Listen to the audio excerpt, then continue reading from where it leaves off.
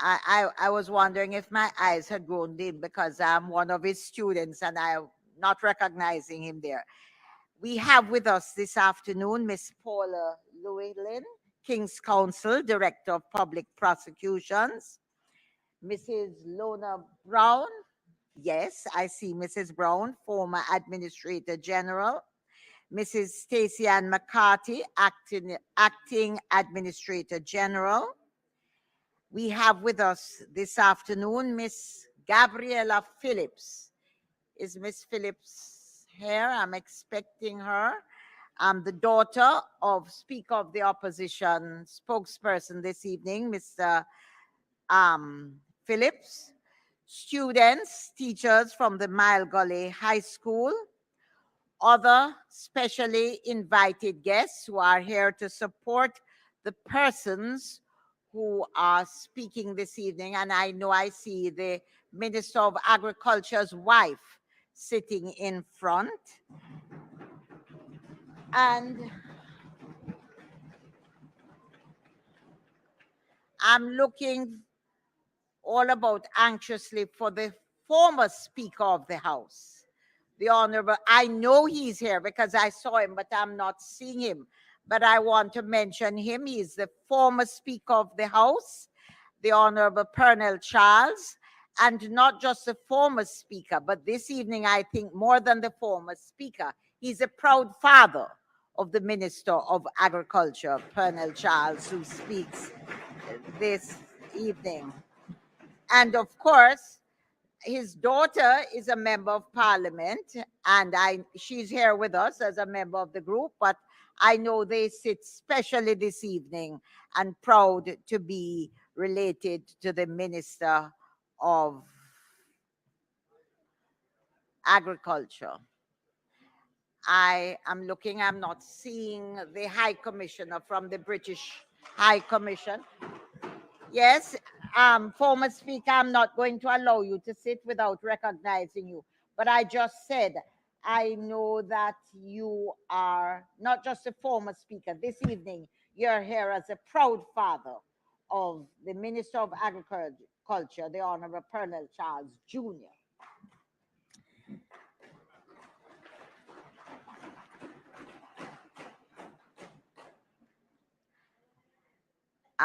President of the Transport Operators Development, Mr. Edgerton Newman. I'm not sure he's here. And we're expecting Mr. Louis Barton, President of the Jamaica Association of Taxi Operators, to join us this evening. Members, I'm going to crave your indulgence for my own self as I welcome everyone. And I also welcome all persons who are joining us online via the various social media platforms. I crave your indulgence as I ask you to allow me to take a special moment this afternoon to welcome someone, Janelle Atala from the National Irrigation Commission. And I'm doing that and craving your indulgence because I have to share a quick story. I have in South Trelawney my own 3 Golden Girls Club, for which Miss Atala, Miss Yvonne Dalrymple, who is not here, are my other members. I'm, of course, the most golden of all the girls there. However, in age, in age, that's why I'm saying so, because you know the significance of the Golden Girls is age. And both these women, Yvonne Dalrymple and Janelle Atala, who is part of the Irrigation Commission, have shared a strong interest and dedication to the work I have undertaken these past 20 years as Member of Parliament in South Trelawney. And we, as a trio, continue to empower our communities and strengthen the link between the resources and the results we get when an election is called. I look forward to their continued support and fruitful commitment in helping Jamaica to be the place to live, work, and raise our families. I thank you all, and I know this is going to be a wonderful sitting, and there are a lot of expectations. The Minister of Justice speaks this evening, and I'm not going to tell you where my relationship with him starts because he doesn't show it. I'm not going to minister because they wouldn't believe. So I want to welcome you all to the sitting of the House this afternoon. House Leader. Thank you, Madam Speaker. We certainly have a full gallery, and I join you in welcoming all those present. Madam Speaker, at this point, I would ask if items on the agenda could be suspended and we go straight to public business so we can have the presentations by the ministers, Minister Honorable Delroy Chuck, Minister of Justice, as well as the Honorable Pernell Charles Jr., Minister of Agriculture and Fisheries, to make their sectoral presentations, and after which Mr. Mikael Phillips, Member of Parliament from Manchester Northwest, will also make his presentation. Thank you, Madam Members, Speaker. the question before the House is that we suspend the items on the agenda and go immediately to the item on the agenda, public business, to allow us to begin the hearing the presentations of the sectoral debate scheduled for this afternoon. Those in favor? Aye. Those against? The ayes have it. House Leader. Minister, the Honorable Delroy Chuck.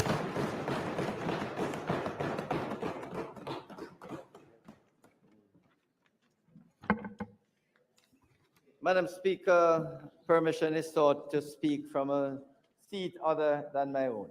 Yes, permission. Thank you very much, Madam Speaker. I rise this afternoon in this honorable House to address this Parliament and the nation and to give a report on my stewardship of the Ministry of Justice. I note with a sense of humility, Madam Speaker, my appreciation for staying strong at the wicket in this my 8th consecutive year as Minister of Justice. This in itself, Madam Speaker, is not an easy feat, as I shoulder my duties as the representative for the great constituency of Northeast St. Andrew, serving as their Member of Parliament for 26 years. Madam Speaker, I would like to thank the voters of Northeast St. Andrew. One moment, Speaker. There's a loud hum within the Parliament. Please, we have done all that we need to do to procure our new mics, and so we are operating on one that is limping ahead. So I'm going to ask you to be quiet so that we can hear our speakers this afternoon. Thank you, Madam Speaker. I would like to thank the voters of Northeast St. Andrew, having returned me six times here, and they don't need to tell me hi. I live in the constituency. Some of my delegates are here, Madam Speaker. My 2 councillors are here. But I would like, first of all, Madam Speaker, to thank you and the staff of Parliament for the tremendous support that you have given to us as members of Parliament as we make our presentation. I also, Madam Speaker, extremely grateful to the Prime Minister for the trust he has reposed in me in undertaking the vital role of ensuring that Jamaica's justice system functions fairly and effectively. I'd also, Madam Speaker, like to thank my colleagues in Parliament and in the House, notwithstanding what people see and believe that we are volatile towards one another. We do get along very well. Yes, sir. Every now and then, they invite me for a drink downstairs. I must, Madam Speaker, acknowledge the sterling service of Team Ministry of Justice, piloted by the Permanent Secretary, Mrs. Grace Stuart McFarlane, in sharing the burden and difficulties, even as we work steadfastly towards our goal of promoting justice for peace and harmony. Madam Speaker, the Jamaican public deserves no less. And with the assistance of the ministry's team, we're well on our way to achieving this primary goal, making justice accessible to everyone as we work towards a first-class justice system. Madam Speaker, the judiciary, under the steady leadership of Chief Justice, the Honorable Mr. Justice Brian Sykes, and the staff of the Court Administration Division have played a significant role in steering the process towards ensuring that Jamaica's justice system achieves the goal of being one of the finest, if not the best, in the Caribbean, and by extension, internationally. To our esteemed stakeholders, Attorney General Derek McCoy, Solicitor General Marlene Aldred and her team, the DPP who is here with us today, Madam Speaker, if I might say the usually vocal DPP, Mrs. Paula Llewellyn and her staff, the Director, Court Administration Division, Mrs. Tricia Cameron Anglin and her staff, for the continuous drive towards improving the justice system. To the Acting Administrator General, Mrs. Stacey Ann Carty and her staff, our key affiliated agencies and departments of the Ministry of Justice, including the Executive Director of the Legal Aid Council, Mrs. Diane Watson, and her staff, and the Victim Services Branch, led by Mrs. Dion Dawn Binns, the Director. Special appreciation, Madam Speaker, in order for the President of the Court of Appeal, the Honorable Mr. Justice Patrick Brooks, appeal judges, and the hard-working Court of Appeal staff. The Supreme and Parish Court judges and their staff for the yeoman's service and support to the Chief Justice to ensure that Jamaica gets the best justice system.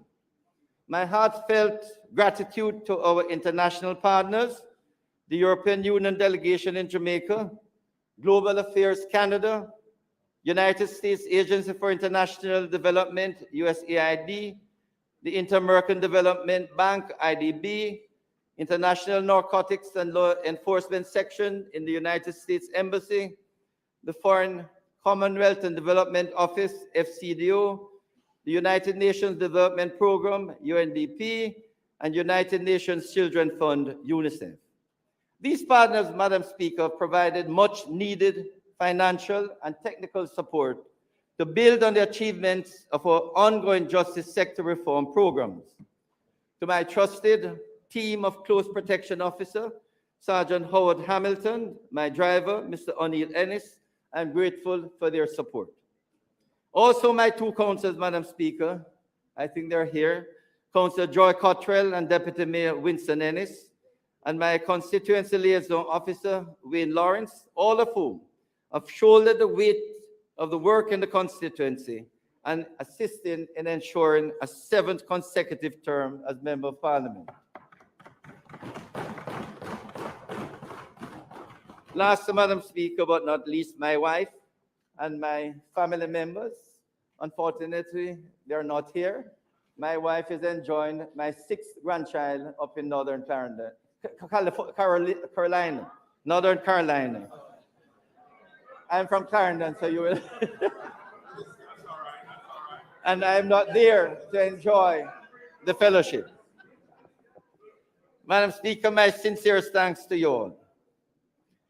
Madam Speaker, 2022-23 has been a remarkable and successful year for the Ministry of Justice. We can declare proudly that the justice system is well on its way to becoming a first-class justice system.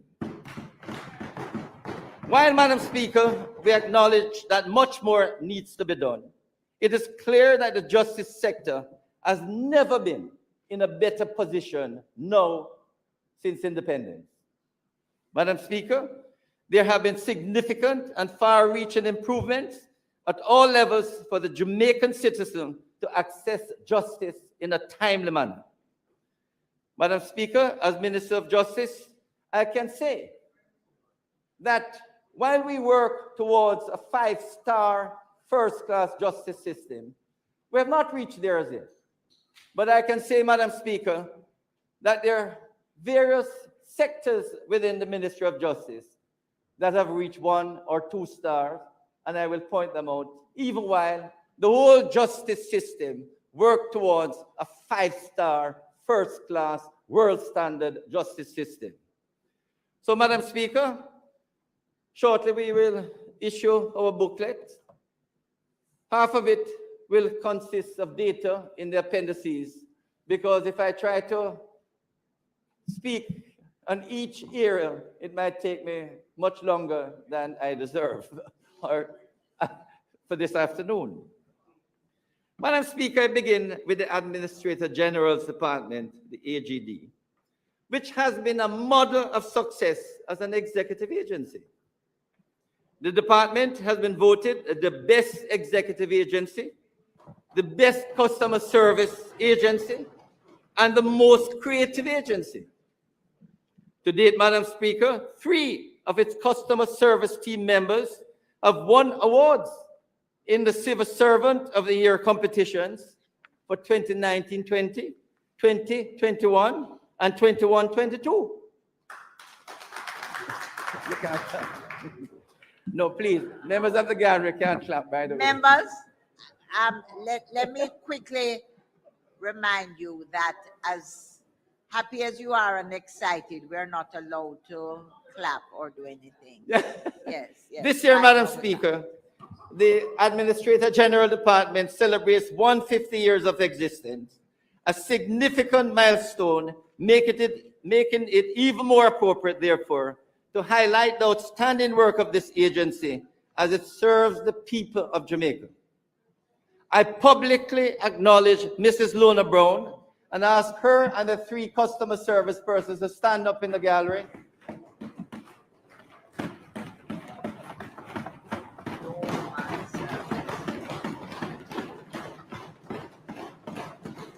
While the Parliament and Madam Speaker, while the Parliament and a grateful nation really appreciate and thank them for their service.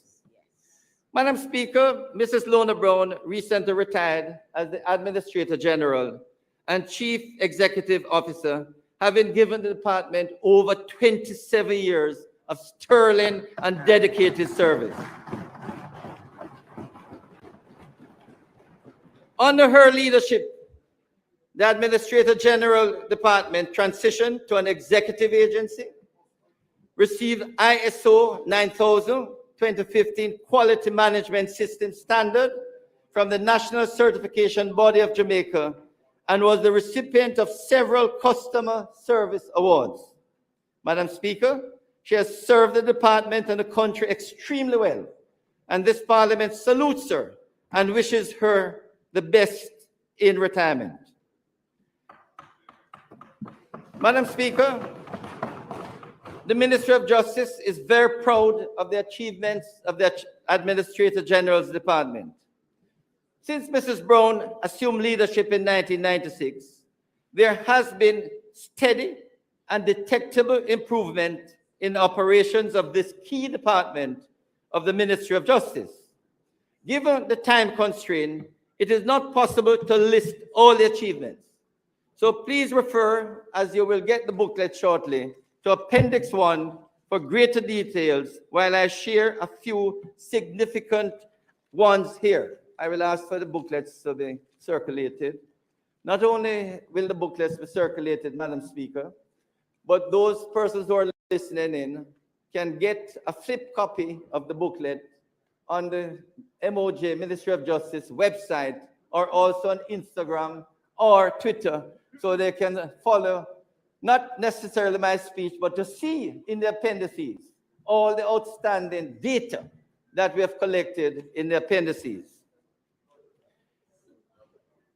Madam Speaker, the Ministry of Justice is really very proud, and I would say, Madam Speaker, that here at the Administrator General Department, they are now getting instruments of administration within 3 months.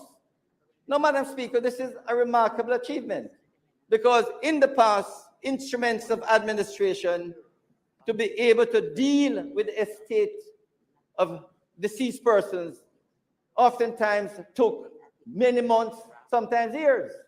Now you're getting an instrument of administration within 3 months. Madam Speaker,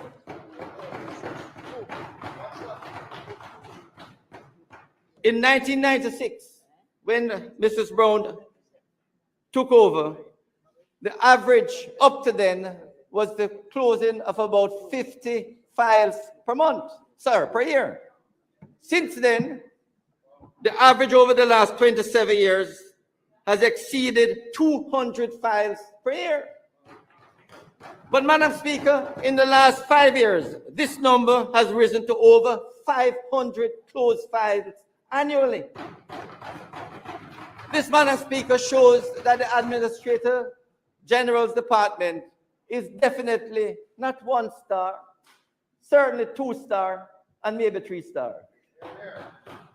I won't say they've reached 4 or 5. I expect matters to improve even more as we go towards the 5 star. Madam Speaker, we have more files being closed than are being opened, which means a steady reduction of the backlog of cases. Madam Speaker, it is interesting to note that up to the end of March 2023, the department was managing in excess of $50 billion of real estate. That is indeed a heavy burden, Madam Speaker, and my guidance to the incoming Administrator General is to urge beneficiaries to settle their differences so that more estate files can be closed. In particular, to have most of these properties disposed of, primarily to the beneficiaries. Madam Speaker, there's always protracted and lingering dispute over what is called deadlift. In truth, Madam Speaker, real estate, 50 billion is being tied up because beneficiaries can't agree. And what is important, Madam Speaker, is for the Administrator General, as I've explained, to get the beneficiaries using mediation, conciliation, to agree as to how they will share up the properties. For the Administrator General Department, Madam Speaker, to be managing 50 billion worth of real estate is too burdensome. And not only that, Madam Speaker, when they're not distributed, the properties deteriorate because there's not enough money to maintain them and to pay some to the beneficiaries. So, Madam Speaker, the guidance being given is basically where the beneficiaries don't want the property or can't agree that they be sold on the open market and then the proceeds shared amongst the beneficiaries. But, Madam Speaker, it's just not appropriate for the Administrator General Department to have so much real estate that effectively is deteriorating, when in fact, if they were distributed or sold, those properties can improve in value. So, Madam Speaker, I congratulate the Administrator General's Department under Mrs. Lona Brown, and her legacy is an Administrator General's Department that is result-focused and customer-driven, and we expect that this outstanding performance will continue. Madam Speaker, I turn to social justice. During my presentation last year, Madam Speaker, I spoke about the launch of the Ministry's public education campaign to increase awareness and the use of our social justice services. We have reached and assisted thousands of Jamaicans to access our free services, ensuring that our citizens see alternative justice services as methods, as the primary means to resolve disputes, avoid conflicts, and settle contentious matters that affect their daily lives. Madam Speaker, the Ministry of Justice is convinced that many abuses, violent crimes, and gruesome murders can be avoided if people use our justice services before acting hastily or in an irresponsible manner, which oftentimes leads to death and regret. Our people need to use these services. Madam Speaker, it is primarily for these reasons that the Ministry of Justice is promoting justice for peace and harmony. We strongly believe that if the disputing parties visit one of our 20 restorative justice centers or seek mediation, many personal conflicts and disappointments can be avoided. Only last year, Madam Speaker, we opened 2 new restorative justice centers, one in my good friend Southwest constituency at Greenwich Farm, and one in my colleague in Northwest St. Andrew. And these have started to do some good work. And believe me, Madam Speaker, we want to open more. And we will open at least another 2 during the course of this year. Madam Speaker, we are vigorously promoting the simple theme: talk it out, not fight it out. In schools and communities, we have been urging everyone to avoid fights and other conflicts as a way of settling disputes and prevent unpredictable and deadly outcomes. I am pleased, Madam Speaker, to share that in the 2022-23 financial year, the Ministry of Justice, with the assistance of the Ministry of Finance and the Public Service, operationalized the Social Justice Division. This minister allowed the restorative justice, child diversion, victim services, and mediation to be under one umbrella, thereby allowing for greater oversight of the programs, better coordination, and an overall increase in the efficiency of the services being delivered. Madam Speaker, the Ministry of Justice is committed to ensuring that all our citizens, from whatever socioeconomic background, educational level, race, age, or gender, have access to and participate in the justice process as we continue promoting justice for peace and harmony. Indeed, Madam Speaker, we have a toll-free line which can easily be accessed. All a person who needs assistance, legal advice, direction to a justice service, they just need to call 1-888-JUSTICE, 888-587-8423, 888-JUSTICE, and the operator will give them information. If they need legal advice, a number will be given for them to call the legal counsel. The legal counsel will put an attorney onto the person to give legal advice, preliminary advice, not representing the person, but at least to say where you can find a lawyer, which lawyer is in your particular district or in the town, and also to give them information as to how they can get further legal advice. But if it is a person who needs a justice service, the operator will direct them to a justice service.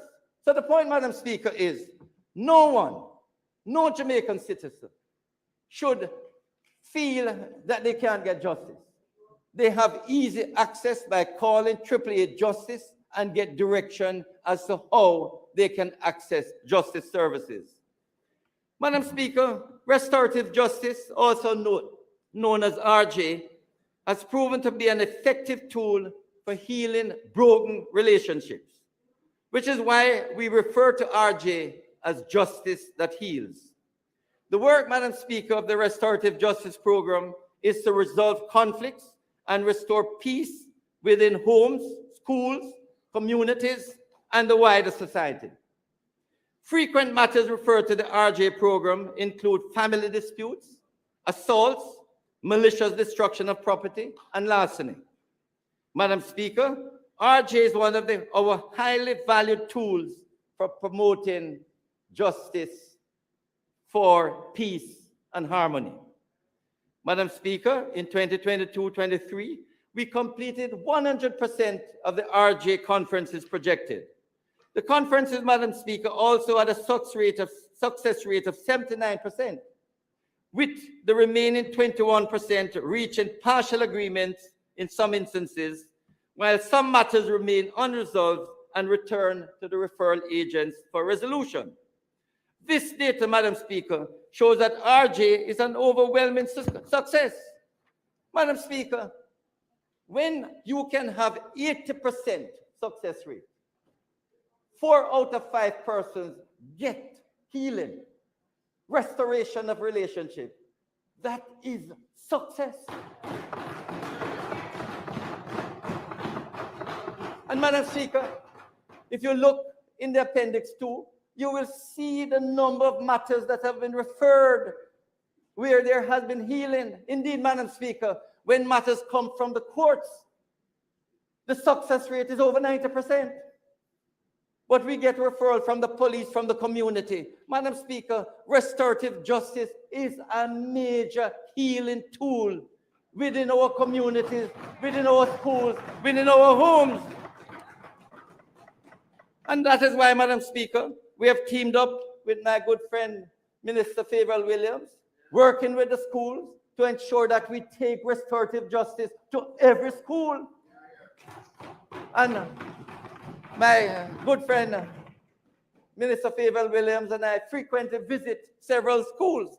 We went out to Haile Selassie School with Member of Parliament Angela Brownberg. We had a fantastic time. And we have been, Madam Speaker, together, many schools. And we plan, Madam Speaker, to continue this program because we know that it heals. We went, Madam Speaker, with MP Dennis, my good friend Dennis, out there to Jose Marti School, and we had a great time. The people are so receptive. We soon go.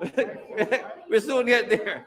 And Madam Speaker, because the program is so successful, we recently, last year, had a memorandum of understanding with 14 denominational groups representing over 3,000 churches, because we intend to take RJ into the churches, working with the churches so that the communities can better understand. Because, Madam Speaker, the real challenge is to get people to buy into the program. If persons know about the program and get a restorative justice facilitator to assist them, then a lot of conflicts can be resolved. And therefore, Madam Speaker, it is why the Ministry of Justice, thanks to the Ministry of Finance, we have funding to be able to roll out restorative justice and the other social programs right across Jamaica, because Jamaica, in far too many homes, need healing. The amount of abuses and distress you have in the homes and the neighborhoods and the communities. We as a people, Madam Speaker, must encourage these persons to seek help. And RJ can offer that help. So we have trained, Madam Speaker, over 1,000 persons. And recently, we did refresher training and the commissioning of an additional 150 RJ facilitators, basically, Madam Speaker, to make sure that right across Jamaica, if there are families, parties in dispute, they can get a facilitator to assist them to heal. So, Madam Speaker,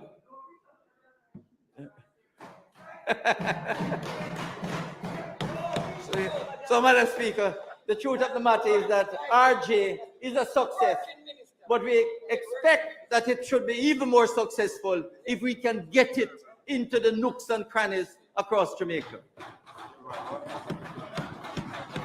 Madam Speaker, child diversion, our newest social justice service, was operationalized in 2020 following the passage of the Child Diversion Act 2018.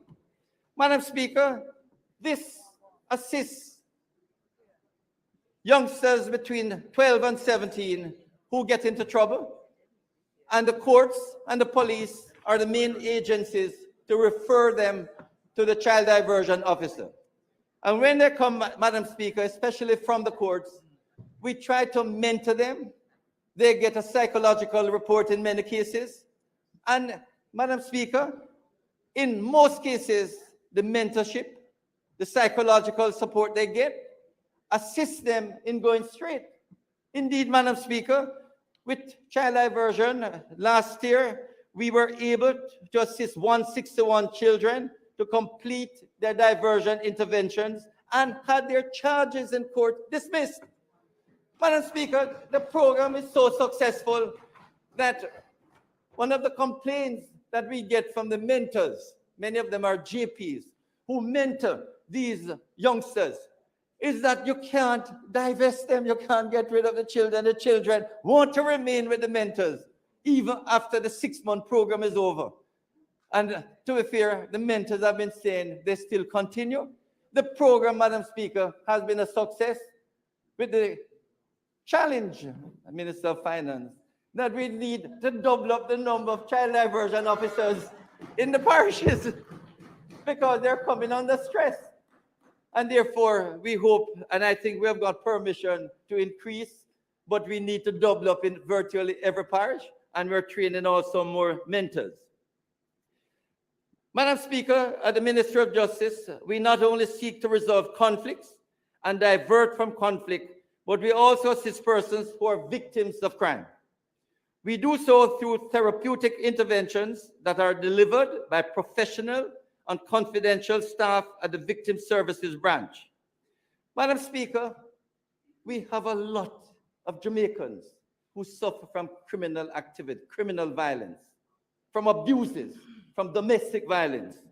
And Madam Speaker, this is where the Victim Services really provide a very useful and important service. When persons are abused or suffer from criminality, Madam Speaker, oftentimes they suffer in silence. And in silence, they often wonder how can they take revenge. And one of the problems, Madam Speaker, as I go around and I encourage victims of crime and of violence and abuses, is really to seek help at the Victim Services Office. Because if they don't, you find that revenge, retaliation, thoughts build up in their minds. And these are the ones that frequently, they carry out another act of violence. And the effect of it, Madam Speaker, is you have a cycle of violence, which is what unfortunately happens across far too many homes and communities. A cycle of violence. And once again, Madam Speaker, we encourage parties to seek the help. Go to the Victim Service Office. Get counseling. Yes. Let people assist you. If the abuser is well known to you, see if both the abuser and the abused can go to restorative justice. And Madam Speaker, all the evidence suggests that the abused and the abuser, when they get to restorative justice, the healing process not only begins, but oftentimes the parties hug up and cry on one another's shoulders. So, Madam Speaker, we urge Jamaicans who have been abused to really seek assistance at the Victim Services offices, one of which we have in every parish.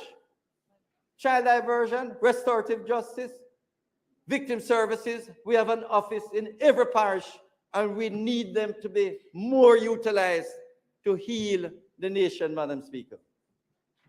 Madam Speaker, the mediation program saw positive outcomes in the last financial year.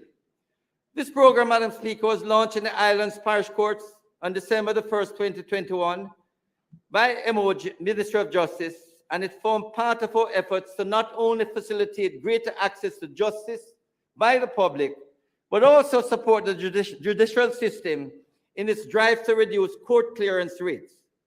Results of a snapshot performance evaluation, Madam Speaker, recently done, conducted for a significant portion of the financial year, are very encouraging. Based on a representative sample of cases assessed from the mediation services between January and September 2022, it was found that 29% of the cases were completed on the same day. An average of 16 working days elapsed from date of referral to completion. 87% of the cases were completed by the next court return date, and 75% of the cases, Madam Speaker, were fully or partially resolved. 17% remain unresolved and 8% pending. This, Madam Speaker, will assist the ministry in the further rollout and expansion of mediation across the parish courts, helping us, Madam Speaker, to speed up access to justice for every citizen who might ordinarily not be able to afford any other service. In some instances, Madam Speaker, these mediation services provide the opportunity to avoid litigation and the attendant costs and legal challenges. Madam Speaker, I know you're aware because I know you use mediation and many attorneys use mediation. The truth of the matter is that mediation needs to be better used. Madam Speaker, when parties participate in mediation, they can control the outcome. When they go to court, they present their evidence and the judge rules. One party wins and the other party loses. The party who wins said justice has been done. The party who loses said no justice in the court. The truth of the matter, Madam Speaker, is that they need as much as possible to get a mediator to assist them to come to a compromise solution where each party give and take. Madam Speaker, especially, and I will come to that later, in the Supreme Court, when they have matters pending, they have to be in the court waiting 4 years and more to have a case tried. And I oftentimes explain to persons, can you imagine just what happened when 2 drivers come on flat bridge and neither one wants to reverse, neither one wants to move? That is what is happening in the courts. 2 parties waiting on the judge to say who moves back. And Madam Speaker, as happened at Flatbridge, eventually everybody comes, assist them and say, we're waiting now, you move back. Madam Speaker, if mediation is access, it would free up so much resources that the parties have protracting. And Madam Speaker, I will say later, we need to get mediation going. Madam Speaker, I move to the Justice of the Peace. In the last financial year, 829 JPs were commissioned across 11 parishes, including a few MPs who took advantage and wanted to become JPs. The Minister, Madam Speaker, anticipates that the current financial year will see another 900 JPs being commissioned across the island. Madam Speaker, under the 2018 JP Act, we have made Justices of the Peace responsible for any Justice of the Peace service across Jamaica. So you're now a JP for Jamaica, except when you serve in the lay magistrate courts, you have to serve in the parish in which you reside. So the seal now, Madam Speaker, speak of a Justice of the Peace of Jamaica, not of a parish. Madam Speaker, we want the citizens to be able to access JPs easily without having to go to anywhere. And that is why, Madam Speaker, we have now rolled out emails for all JPs. So every single JP now, Madam Speaker, can get an email at the Ministry of Justice, and the email is basically your first name dot last name at jp.gov.jm. At jp.gov.jm. And I urge all the JPs across Jamaica to make yourself available by really logging in to the email address so that the people of Jamaica can get access to you. Because, Madam Speaker, we have over 10,000 JPs. And if you look at your booklet, you will see on page 15 the number of JPs across each parish. Very nice. Very nice page to show you the number of JPs and the number of JPs who have been commissioned over the past year. Very nice color. Madam Speaker, the truth of the matter is that we have 10,000 JPs, but regrettably, less than 2,000 of them are really very active. So far too many JP means just profiling. We need JP to mean something that you are ensuring justice and that you are a peacemaker in your communities. And that is why, Madam Speaker, during the course of the last few years, we decided, the custodians and myself, to put together JP associations. And these JP associations, Madam Speaker, is to ensure that they can be in touch with all the JPs in their parish. And Madam Speaker, they're doing a fantastic job. Just Saturday night, Madam Speaker, I was invited to the awards ceremony and the first anniversary of the St. Catherine JP Association. They have a fantastic book. They gave awards to long-serving JPs who have served for 25 years and more. And Madam Speaker, this is being repeated right across all the parishes where the JP associations are pulling the JPs as they work together to bring justice across the parish, to be representative of the Ministry of Justice in all the alternate justice programs, to be information gatherers and information providers for the citizens. And that is what the JPs should be, Madam Speaker. They should be easily accessible to the citizens because citizens across Jamaica need information, and we not only sensitize, but we keep in touch with the JPs to provide them with relevant information that the citizens need. And so, Madam Speaker, the JP associations have been doing a fantastic job, and we hope they will continue to ensure that the quality of life in their communities will continue to improve. Madam Speaker, notary public, we have a 104 notary public. Last year, we appointed another 8, and we expect more to be appointed. Madam Speaker, expungement is an area that the Ministry of Justice comes under a lot of complaints, a lot of applications. Last year, we had 2,322 applications, and we approved 1,200. The truth, Madam Speaker, is when people apply, they expect that within days or weeks, it will be expunged. That is not how it works. When persons apply, Madam Speaker, the first thing that has to be done is that a report has to be requested from the Criminal Records Office. And because of the burden on the Criminal Records Office, Madam Speaker, the likelihood of getting back the Criminal Records report within 6 months is really very unlikely. The truth of the matter is, it is not a priority. Well, we are hoping that that will improve. And I know things are improving there because in the last few months, we have been getting more. But in the past, Madam Speaker, we have regularly over 2,000 requests to the CRO for records which have not been satisfied. But over the last few months, we have been getting back quite a few hundreds, and we're hoping that this will be expedited. Madam Speaker, I've been promising, and I have, to take a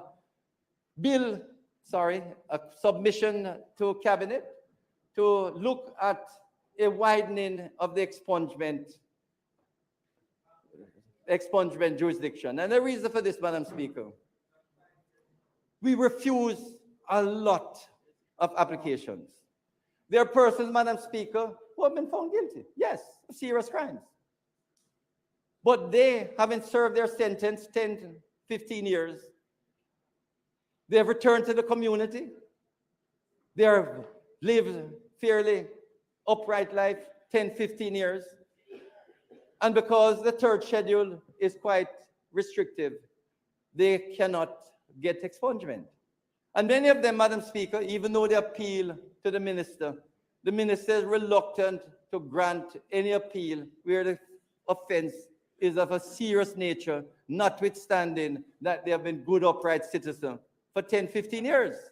But, Madam Speaker, I hope during this fiscal year, to bring a bill to Parliament after we discuss it and it is approved at Cabinet, so we can widen the categories, or to ensure that persons who have been rehabilitated and have gone straight in their communities can get their matters expunged. Madam Speaker, marriage licenses is another area that the Ministry of Justice is involved with. Last year, we issued 8,313 licenses, and we provided the Minister of Finance or the tax administration Jamaica with 33,252,000. We are doing well, Madam Speaker, but we don't mind more marriages so we can provide more, more money to the Ministry of Finance. That's not a way to look at it. Right. Stability No, today. but in truth, Madam Speaker, we enjoy when people come for their marriage license because it means that a family will be created, hopefully, or at least husband and wife. Madam Speaker, we have had people coming in now. We have to make it clear and let it be clear. We do not support same-sex marriage as yet, or ever. The truth of the matter, people have been coming asking us for marriage license for two same-sex. This is, at the moment, is not permissible. Fine? But Madam Speaker, we are able to say that 99.9% of the applications are dealt with within 24 hours. Where there is a problem is where there's a divorce. We have to wait and make sure that the divorce is not fraudulent, because we have had that problem before, Madam Speaker. So we check with the Supreme Court to ensure that the divorce is a valid one. Madam Speaker, the Justice Training Institute is doing a commendable job, not in training JPs, clerk of courts, and many other areas. And indeed, Madam Speaker, we are now on a program to train more stenographers and court reporters because, Madam Speaker, there's a shortage. So we will start very shortly to assist more persons to become steno writers and court reporters. Madam Speaker, the technology we intend to bring into the courts, we have spent a fair amount of money in the courts to improve the technological areas. Minister, your time for speaking has expired. Madam Speaker, I ask for the minister to be allowed 15 minutes to complete his presentation. Thank you. Members, the question before the House is that the minister be given an additional 15 minutes to complete his presentation. Those in favor? Those against? The ayes have it. Minister, you have 15 minutes to wrap up.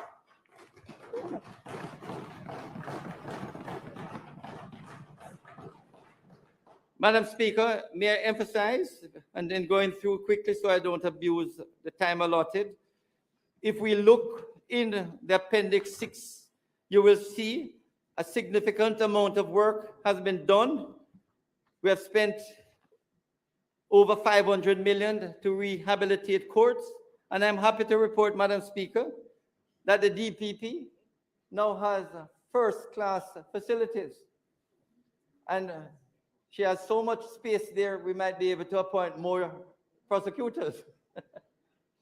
Not only that, she has witness rooms, she has conference rooms, and so, Madam Speaker, that facility, like the Court of Appeal, is really first class.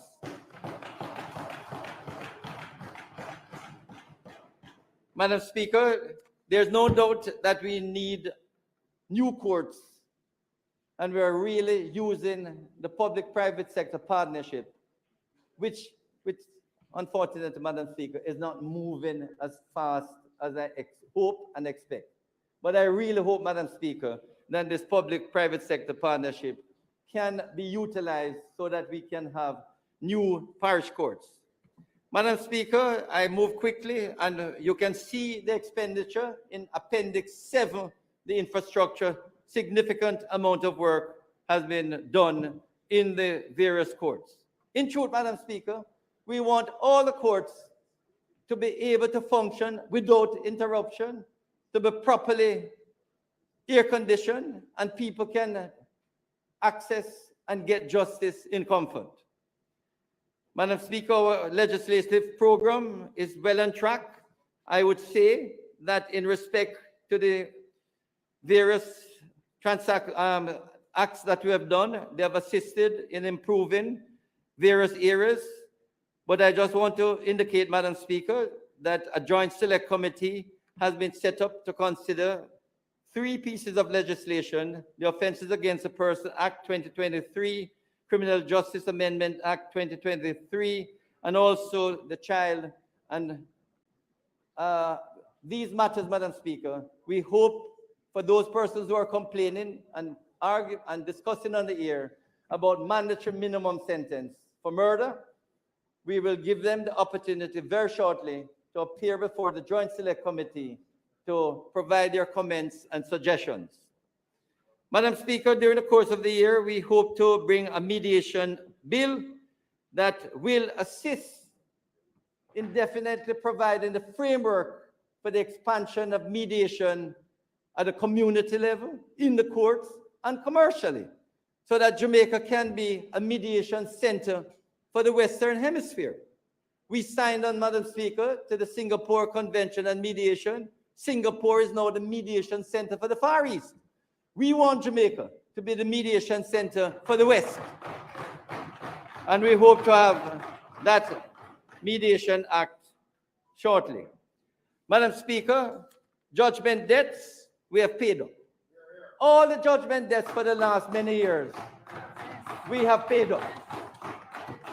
This government, and I thank the Minister of Finance, providing enough funds that no litigant who has sued the government, settled the matter, and sent the documents or the claim to the Ministry of Justice, they are paid up within the hours or days. Madam Speaker, it is so good that last year, 530 million was paid out in judgment debt. And earlier, about January, I kept asking the Attorney General Chambers, you have any more claim? Because we have a little more money. And so, Madam Speaker, we had to return 150 million back to the consolidated fund. I am urging litigants who have sued the government, settle quickly with the Attorney General's chambers so that we have money, we can assist you, settle, mediate,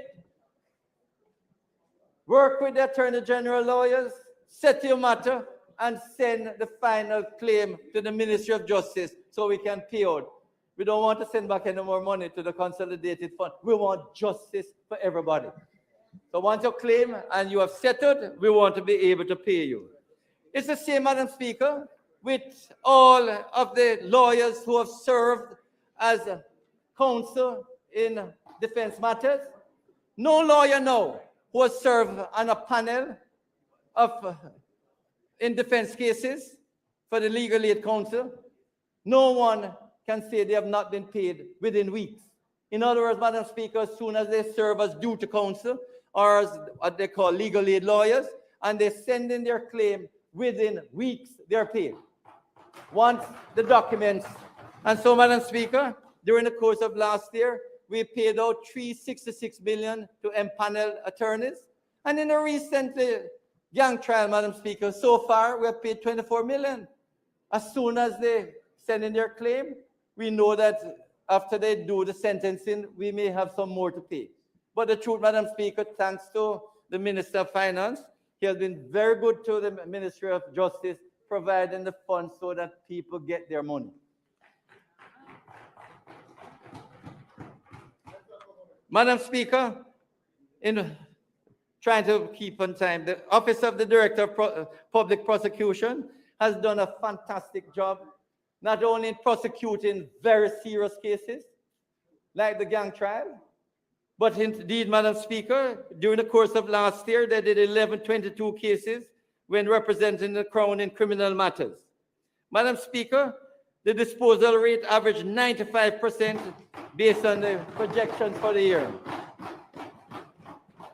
Madam Speaker, the DPP has now implemented a results-based management system and has managed to set turnaround performance within 24 to 48 hours for various instructions or advice. Madam Speaker, if I might say so, the DPP has succeeded in clearing up all the vintage cases. So the cases now are of recent vintage. Most of the others have been cleared up. The DPP has not some of her major achievements, provided the Commercial Affairs Division provided legal support for the Rio Cobre Water Treatment Plant, PPP. And, Madam Speaker, the various offices have worked closely with other agencies to ensure that matters that go to the High Court of Appeal or the Privy Council are properly dealt with. Again, Madam Speaker, if members look at the appendix, they will see additional work that was performed by the departments of the DPP and also by the Attorney General's chambers. Madam Speaker, I end my presentation with the courts. The courts, Madam Speaker, have done exceptionally well. Madam Speaker, today we are tabling six statistics, 3 each from the parish courts and from the Supreme Court. In truth, Madam Speaker, the courts have really performed and are improving in the delivery of justice. Madam Speaker, in the parish courts, they have not only reduced the backlog of cases, but 95%, Madam Speaker, of the cases are tried within 24 months, which means, Madam Speaker, that the backlog is less than 5%. Indeed, Madam Speaker, in some courts, there's no backlog. And I must say, Madam Speaker, that 90% of the cases are actually tried within 12 months. So the parish courts, Madam Speaker, they are now performing at world standard. And Madam Speaker, I want to encourage members to look at these statistical reports, not only members of Parliament, but any stakeholder. And the reason, Madam Speaker, is that these statistics have a wealth, a fountain of knowledge. And even if you only read the Chief Justice's summary or the executive summary, the members will gather important information to show how the courts are performing. When you see the parish courts, Madam Speaker, that on average for every 100 cases that come in, 125 cases are completed during the course of last year. It shows that the parish courts are performing above average. So this is in the criminal courts. In the Supreme Court, Madam Speaker, things have improved, but the clearance rate is still only at about 75%. But in the gun court, Madam Speaker, there's no backlog. All the cases in the gun courts are being tried within 24 months. And the average time for cases in the gun court is now 15 months.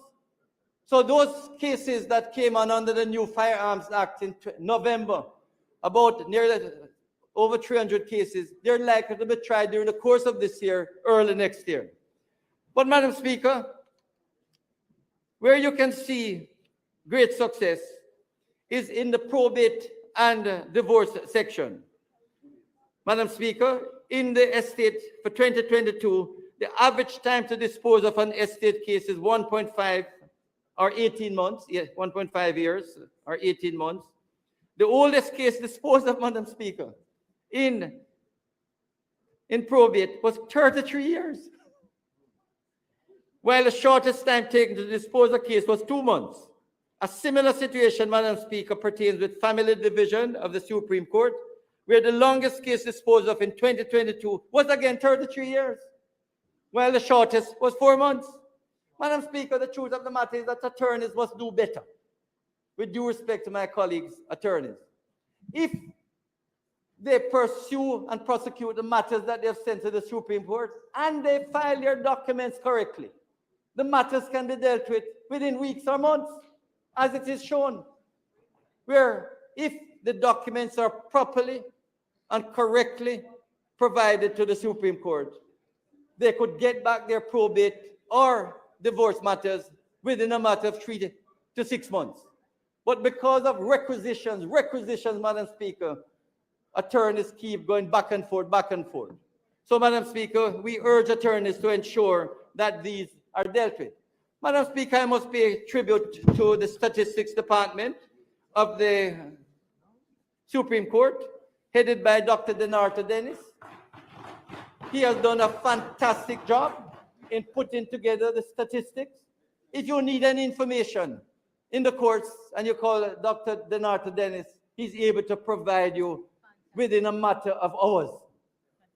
And when you look at the reports, the 6 reports that I provide the Parliament with, and which will be on the House of Parliament website, where we'll be able to see how all the statistics, because, Madam Speaker, the Chief Justice, the Supreme Court, and the Ministry of Justice, we want to use data to be able to drive policy on how we spend our money.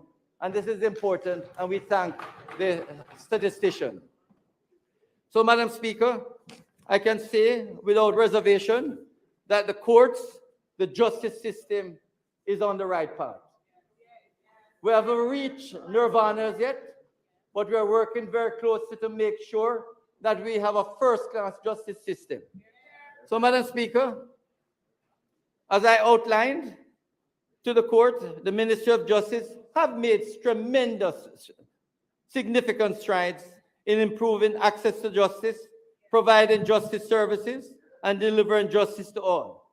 As I emphasize, Madam Speaker, Jamaicans can call 888 Justice or 888-587-8423 for justice-related information and to access any of the justice services. Madam Speaker, as we look to the future, there's still much more work to be done.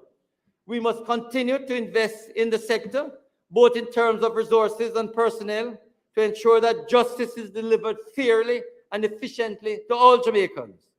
We will move shortly, Madam Speaker, to a digitized, integrated case management platform to bring our justice system into the modern technological age. Technology, Madam Speaker, will be the main focus to drive efficiency and improvement. Madam Speaker, very shortly, we will have a team from Rwanda. We're in Rwanda, a poor country, Madam Speaker, that has had genocide. And they have in their system a paperless court system, paperless police operation, paperless correctional services, all of them integrated. And we want a similar system here, Madam Speaker, and I hope we can have it within the next 12 to 18 months. Madam Speaker, we must also remain vigilant in our efforts to uphold the rule of law, protect human rights, and promote social justice. I am confident, Madam Speaker, that this sectoral presentation will provide valuable insights into the progress, challenges, and future plans of the justice sector in Jamaica. I look forward, Madam Speaker, to realizing our vision for a stronger, more effective justice system that serves the needs of all Jamaicans as we join hands and hearts together in promoting justice for peace and harmony. Thank you, Madam Speaker.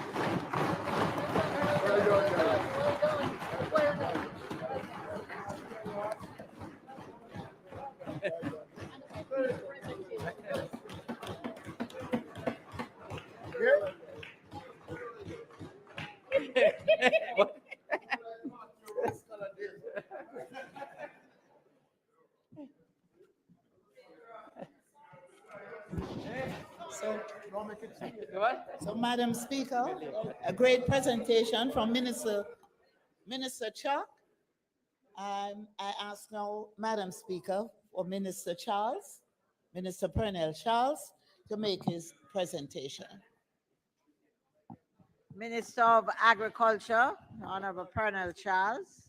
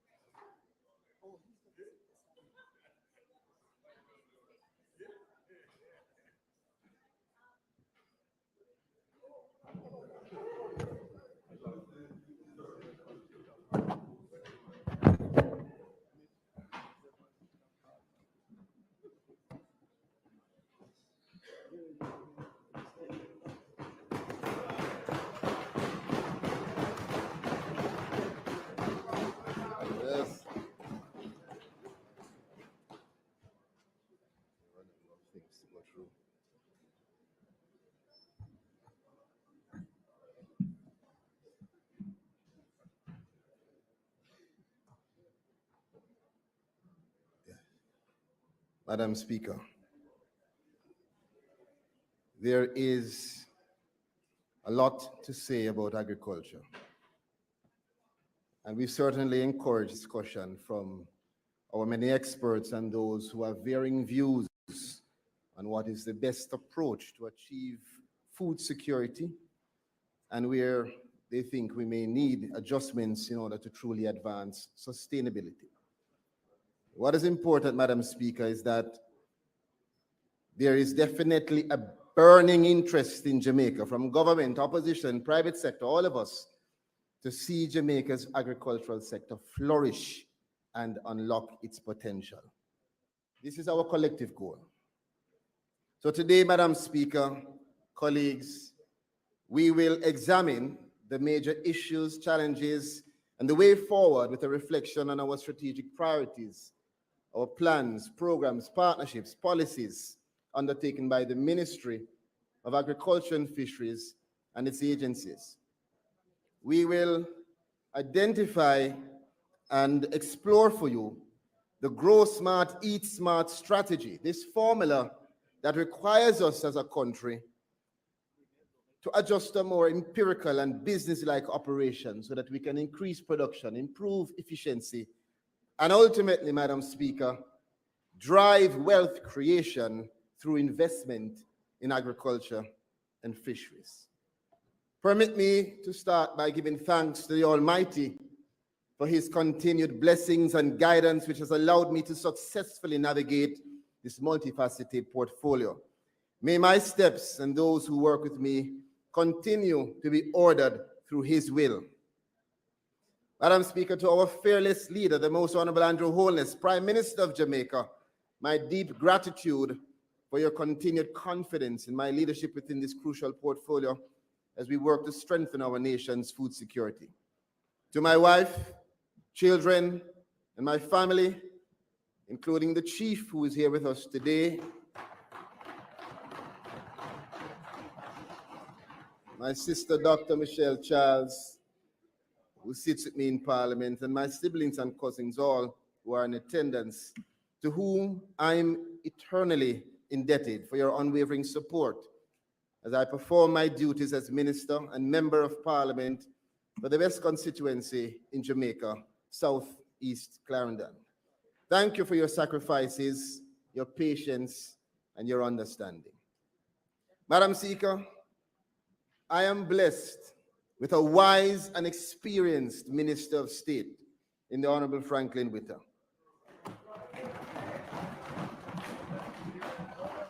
Frank, we make a good team, and together we will continue to lead the agricultural revolution for Jamaica. Madam Speaker, I must also convey my sincere thanks and appreciation to Permanent Secretary Dermot Spence, my Chief Technical Directors, the senior management and staff of the ministry and agencies, our board chairpersons and members within the remit of the ministry, all who have worked tirelessly to achieve the continued growth and expansion of our sector.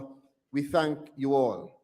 To my fellow ministers, colleagues in Parliament, staff, and all of those from the several agencies who provide support to the Ministry of Agriculture and Fisheries, let me express my gratitude as we work together as one government to achieve our goal of realizing Vision 2030. Madam Speaker, a big thank you to my vibrant and diligent office and constituency teams who are here today in the gallery, as well as my councillors, including our mayor, caretakers, workers, and supporters, without whom, Madam Speaker, I certainly would not be here today. Madam Speaker, they have stuck by me through thick and thin, and together I am confident that we will continue to advance the goals of the ministry and to build Southeast Clarendon into a model constituency. And I remain committed to you, to providing the best representation I can and giving my all to ensure a better future for the next generation. Madam Speaker, partnership is key. And so we must also acknowledge our local, regional, international partners, including the Jamaica Agricultural Society, and other sector groups, farming organizations, our purveyors and investors who stepped up recently to help resolve some issues in St. Thomas and otherwise. All of you who are committed to supporting our programs and initiatives as we work towards improving and expanding agriculture and fisheries for Jamaica. There is no problem that we cannot solve together, and we have proven that. Madam Speaker, from Westmoreland to St. Thomas, it is our farmers and fishers that we depend on to feed this nation. These are not easy professions, but they are certainly honorable ones. And so today, we thank the providers of our nation's food and sustenance for pushing through the trying times and continuing to nourish us with your hard work, dedication, and resilience. We, as a country, stand by you and salute you for your efforts to build a better Jamaica. Madam Speaker, the debate around agriculture is live, and so we must examine it from several angles. So today, we will look on it from the foundation up. From irrigation, clean soil, clean seedlings, to the use of the Grow Smart operations to lead to better production and productivity, to the need for expanding storage facilities, and to the much expansive and well-needed marketing to deliver our value-added products to the world, to more exports and less dependency on imports. All of this, Madam Speaker, with an understanding that more investments in agriculture will result in wealth creation for our nation. Madam Speaker, there's so much taking place. I would need the entire 12 hours. And since I don't have that, we have understood the need to communicate to our farmers and to our colleagues. And the ministry has provided for your reference. Firstly, an annual performance report has been tabled. Secondly, we have provided a How We Serve You book, which details the delivery of service to our farmers, highlighting the benefits you can have as a farmer and simplifying for you how you can access those benefits. We have also provided, Madam Speaker, a document of our projects and our programs, and it is detailed, Madam Speaker, and I would encourage colleagues to go through all of the 23 projects that are listed, from small ruminant development program all the way down to the improvement in our offshore radio communication for fisheries. Madam Speaker, we also have a booklet on the support, particularly to small farmers through the production incentive program. And that is here also detailing what the program is and the support that we are giving and how to our farmers. Madam Speaker, soon we will also launch, in addition to those booklets, the Financing for Agribusinesses Guide, assisting our farmers and investors in terms of access to finance, one of the great challenges that we've had in the agricultural sector. So, Madam Speaker, I know that there will be those who will say that we perhaps have not mentioned a sector player or two, but everyone is mentioned in the documents as referenced. And we are enhancing how we communicate. So some of this information as well, Madam Speaker, will be also translated into audio-visual format to assist those persons who absorb information more adequately by listening and seeing on the TV. Madam Speaker, this is what we speak about when we say growing smart and eating smart, because ultimately we want to have access for all of our farmers and investors, and we want a sector that is constructive and productive and really reflects what we think and know Jamaica can be. Madam Speaker, we can say to Jamaica that this government, led by Andrew Holness, the Most Honorable Andrew Holness, is serious about agriculture and fisheries. And this is evident. This is evident, Madam Speaker, in our decisions and in our actions, such as making the largest capital investment in irrigation ever, more than $10.6 billion. It is evident in our expansion of research and development capacity to improve planting material and advance soil fertility mappings. It is evident, Madam Speaker, in the introduction of technological innovation like our breeding hatchery that will increase our fisheries production by multiples when it comes on stream. And also, Madam Speaker, by the improvement in resilience of our local goats and sheep through the small ruminant program. Too many times, the discussion on agriculture and fisheries focuses on opinions and not facts. And so today, for those who may have received some skewed perception based on what you heard, let's listen to some facts. This sector accounts for more than 250,000 registered farmers and fishers, Madam Speaker, and continues to be the largest goods producing employer of labor in Jamaica. And we have seen an increase of 1.6% in terms of employment from 21 to 22. Agriculture and fisheries, Madam Speaker, contributed 7.3% to our GDP in 2022. And we experienced unprecedented growth, setting new records in production with a historic 7 consecutive quarters of growth. And for the first time, in terms of domestic crop production, surpassing 800,000 tons, with 846,508 tons of production of our domestic crops. Madam Speaker, so when they talk about agriculture, remind Jamaica that we have seen a 9.9% increase from 21 to 22 during the most challenging times in our country. Madam Speaker, at the heart of these positive trends is the commitment of a team that I've come so much to respect. My team, Madam Speaker, the government, and in particular, the Ministry of Agriculture and Fisheries, led by our permanent secretary, Professor Dermot Spence, and our agencies. Give him a clap. Who are working hard to support our farmers and fishers. We have titled him such. When you sit in the room and listen, you understand why we call him Professor, Madam Speaker. They are dedicated from senior staff all the way down to ensuring that our nation remains competitive and sustainable in a rapidly changing world.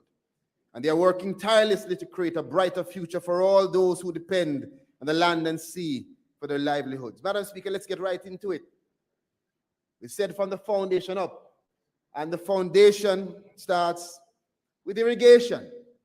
And Madam Speaker, the Essex Valley Agricultural Development Project and the Southern Plains Agricultural Development Project are the largest infrastructure programs ever undertaken in the history of this ministry. Madam Speaker, when I say we are serious about wealth creation and investment in the sector, this is a prime example of put your money where your mouth there. Madam Speaker, this year we will be expending an estimated $6.8 billion to cover irrigation infrastructure, farm roads, drains, and support for post-harvest agro-processing facilities in those areas. These projects are projected to impact 3,840 acres of land in our high production zones, Madam Speaker. And this is just the start, as we have now commenced preliminary work on the Pedro Plains project, which is projected to impact 10,127 acres of land, Madam Speaker. And I know my good friends in St. Elizabeth certainly appreciate that. Madam Speaker, we have commenced pre-planning activities to expand irrigation services in the Pedro Plains utilizing surface flows from the Black River at Lacovia. The project, when implemented, will impact at least 4,000 farm families. 4,000. Massive. Madam Speaker, for 2022, the NIC, National Irrigation Commission, led by Mr. Giles, was able to complete the preliminary engineering designs and contracting of the cadastral survey and titling at a cost of $252 million. The key activities targeted for the financial year are the commencement of ownership mapping of 14,000 parcels, delivery of 1,000 titles, and the acquisition of 4 parcels for irrigation infrastructure. This is impact, Madam Speaker. Madam Speaker, additionally, Essex Valley, SPAD, Pedro Plains, and much more. We are developing more new irrigation systems to impact some of our most important production zones. Let me tell you a few. Madam Speaker, the Yallast, West St. Thomas, Lucky Hill Pen in St. Mary, Hinestown in St. Anne, Lennox Lowleton in Portland, and Holland in St. Elizabeth. This represents over 19,000 acres of new irrigation developments across these production zones.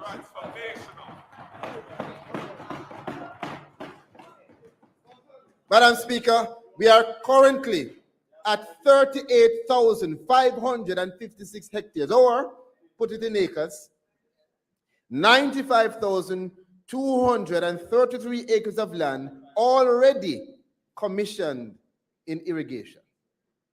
And this represents a 55% of the lands that we have targeted for near to medium term irrigation coverage. This means, Madam Speaker, colleagues, that we are well on our way, and that the remaining 45%, we are constantly developing new projects and seeking funding to execute those at the earliest. Our goal, our long-term vision for Jamaica must be to utilize every inch of irrigable land to increase production, and to do so by improving productivity.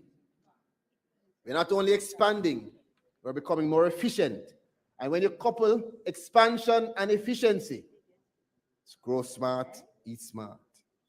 Madam Speaker, the NIC has also been exemplary in its commitment to environmental stewardship in the face of climate change and the integration of renewable energy into its portfolio. We have installed solar in 3 of our offices, 5 pumping stations, Madam Speaker, Beacon E, Little Park and F3 in St. Elizabeth, Bengal Station in Trelawney, and Ebony Park in Clarendon. Madam Speaker, this represents approximately 1 megawatt of solar energy. And if I can do the analysis, but I believe the NIC now is one of, if not the top agency in terms of really answering the call in terms of introducing renewable into Jamaica. Madam Speaker, this will reduce water production cost, and this reduction in water production cost will translate into more efficient and reliable service from NIC to our customers. From these interventions, colleagues, we have saved $140 million so far and counting. Madam Speaker, drought mitigation. I won't go too much into it because we have discussed it in the Parliament, but we continue to provide pond liners, black tanks, drip irrigation kits. We continue to support our farmers, like our senior farmer from St. Elizabeth, who through water harvesting and the implementation of support from RADA and the ministry was able to plow through and produce at the same or more even during the drought. Madam Speaker, we have acquired 1 water truck, and we can announce that we will be acquiring 3 more water trucks. Madam Speaker, let me move on. Foundation up. Let's talk about land.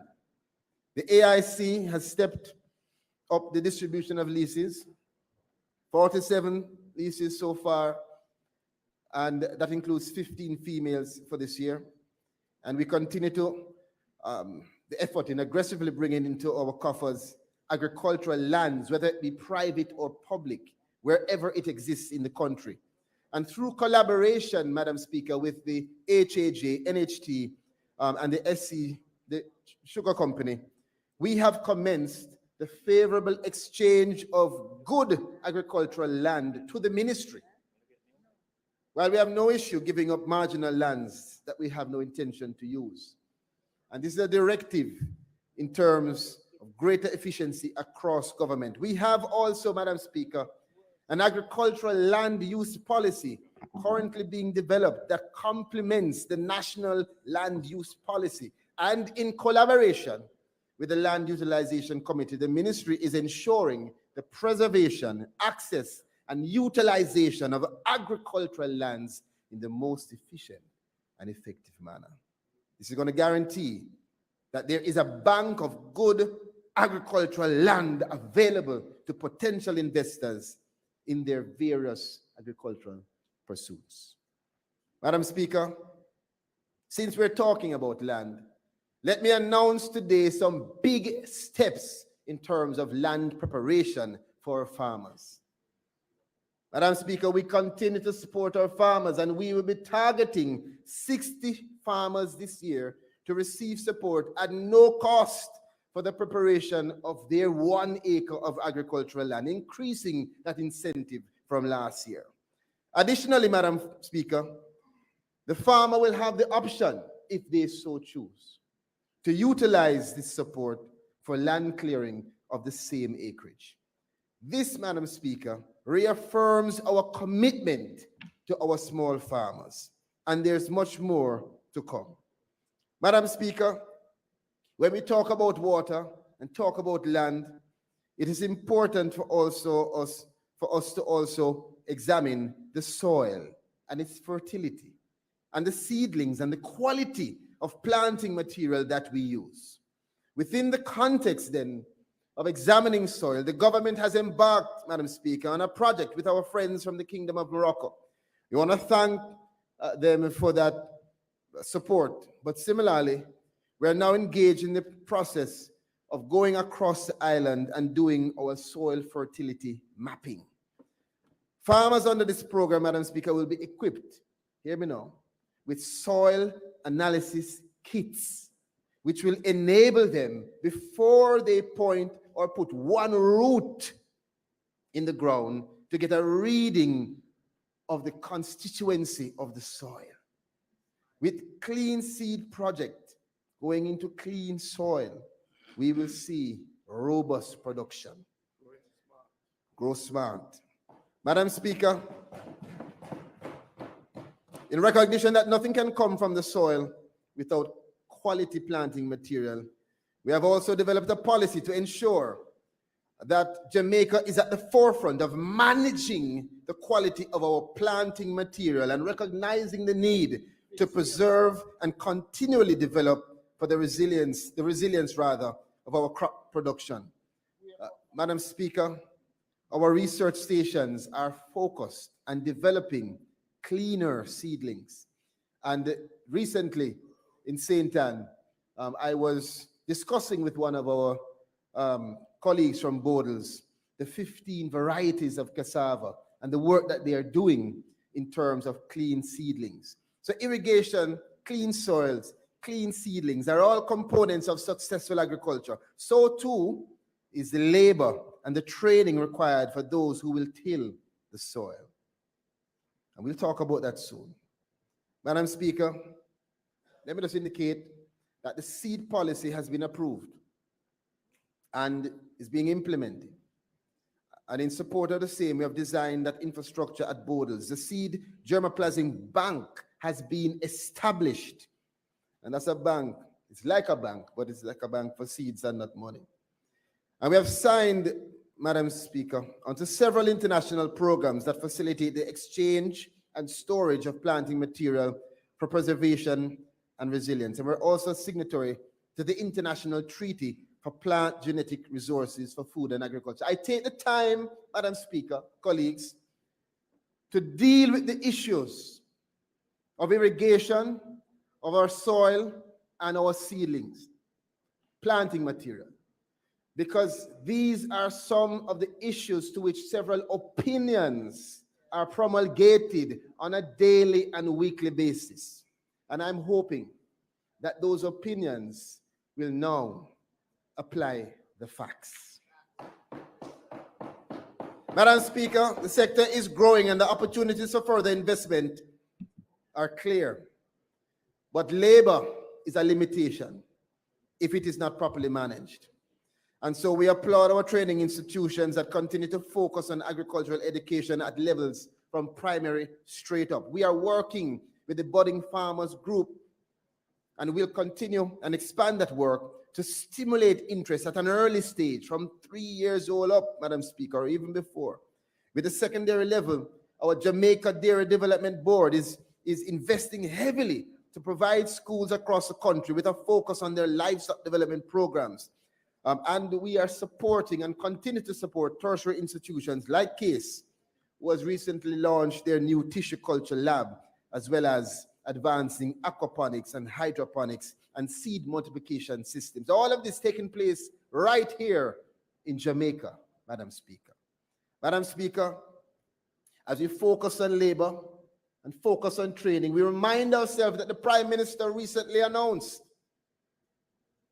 that there is a removal of any barrier in terms of fees for heart programs, many of which relate to agriculture. And we hope and we call on students who are interested in agriculture to go and take up these opportunities. Madam Speaker, as we talk about the youth, let us just touch on the 4-H Club. We applaud the 4-H Club, Madam Speaker, who has provided a strategic focus for youth in agriculture. And we note the significant research work that is done in collaboration with our tertiary institutions such as CASE and NCU and others who have partnered with our research facilities in areas like livestock, crops, and soil. And these provide opportunities for our youth in terms of internships and otherwise to be exposed so they can become the next generation of leaders in agriculture. In realizing their mandate, Madam Speaker, I'm pleased to report that the Jamaica 4-H Club achievements include their Youth Agricultural Entrepreneurship Program, REAP, where they have trained more than 750. Well, targeting 750, moving up towards training those. 845, were trained, exceeding the 750 target. And some of those, Madam Speaker, particularly have been trained in agro enterprises in areas such as apiculture, in pig and goat rearing, broiler and crop production, all of these areas in agriculture that we are introducing to our youth. The ministry has provided support in more than $5 million for that. Madam Speaker, the 4-H also established the Youth in Fisheries program in collaboration, Madam Speaker, with InMed Caribbean Partnership for Children. Our 4-H Club was able to establish one of the largest commercial aquaponics systems in Jamaica with a potential capacity of 5,000 tilapia fish, 5,000 pounds of vegetables, all in a 1,000 square foot grow space. Madam Speaker, this is purposeful introduction to our youth. We also have the establishment, Madam Speaker, through these programs of climate smart agriculture and climate resilient climate action programs and initiatives for our youth. Some of these also relate, Madam Speaker, to the Engender Project, where we ensure that we have that balance in terms of males and females and the exposure that we give to both.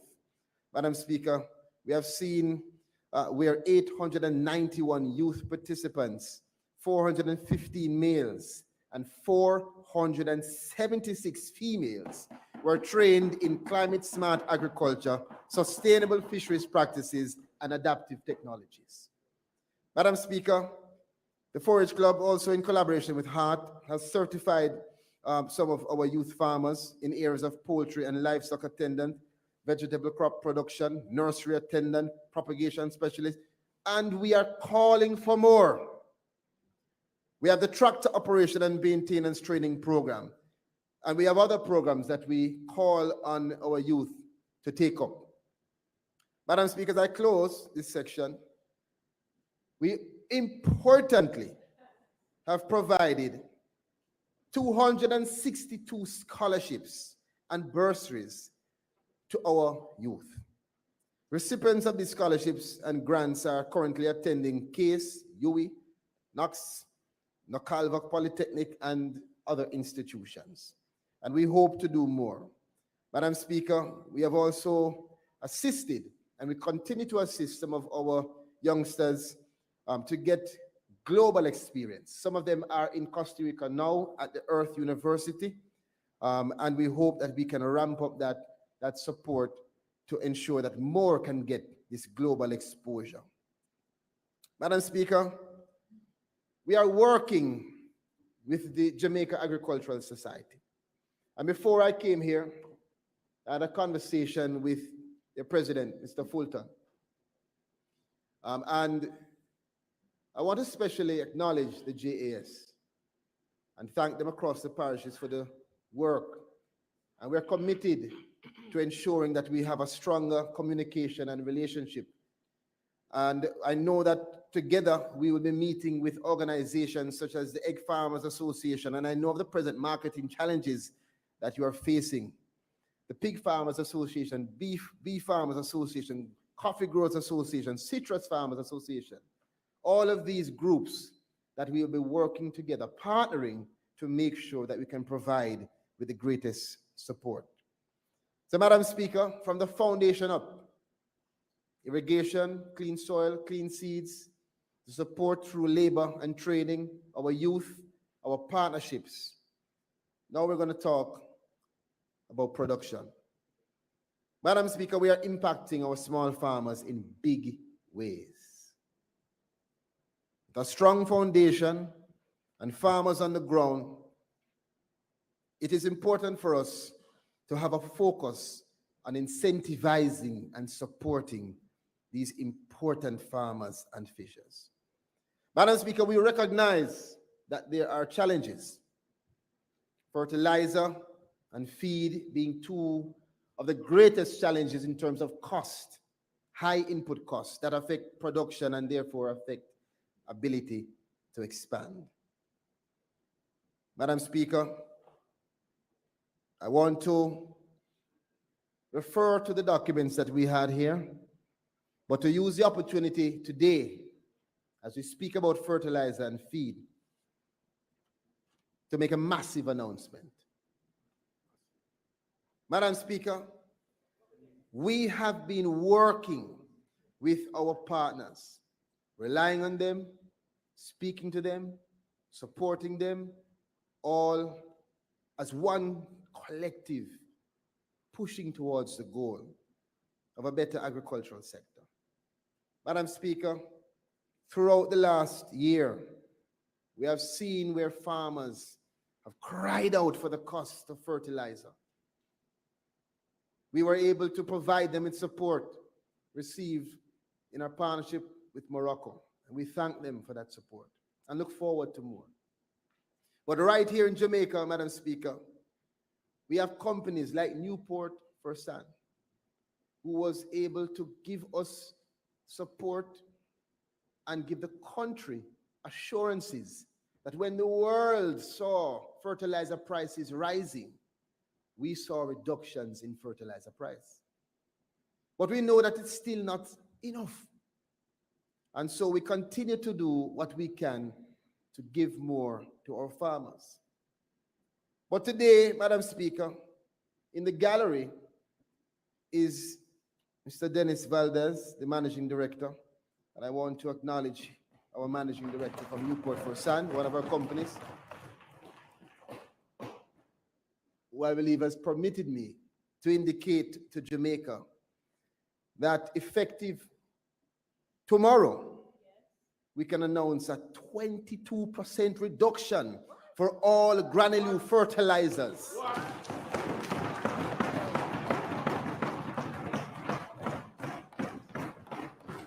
And I remind you, Madam Speaker, I'm happy that I heard my colleague, because I don't shy from the facts.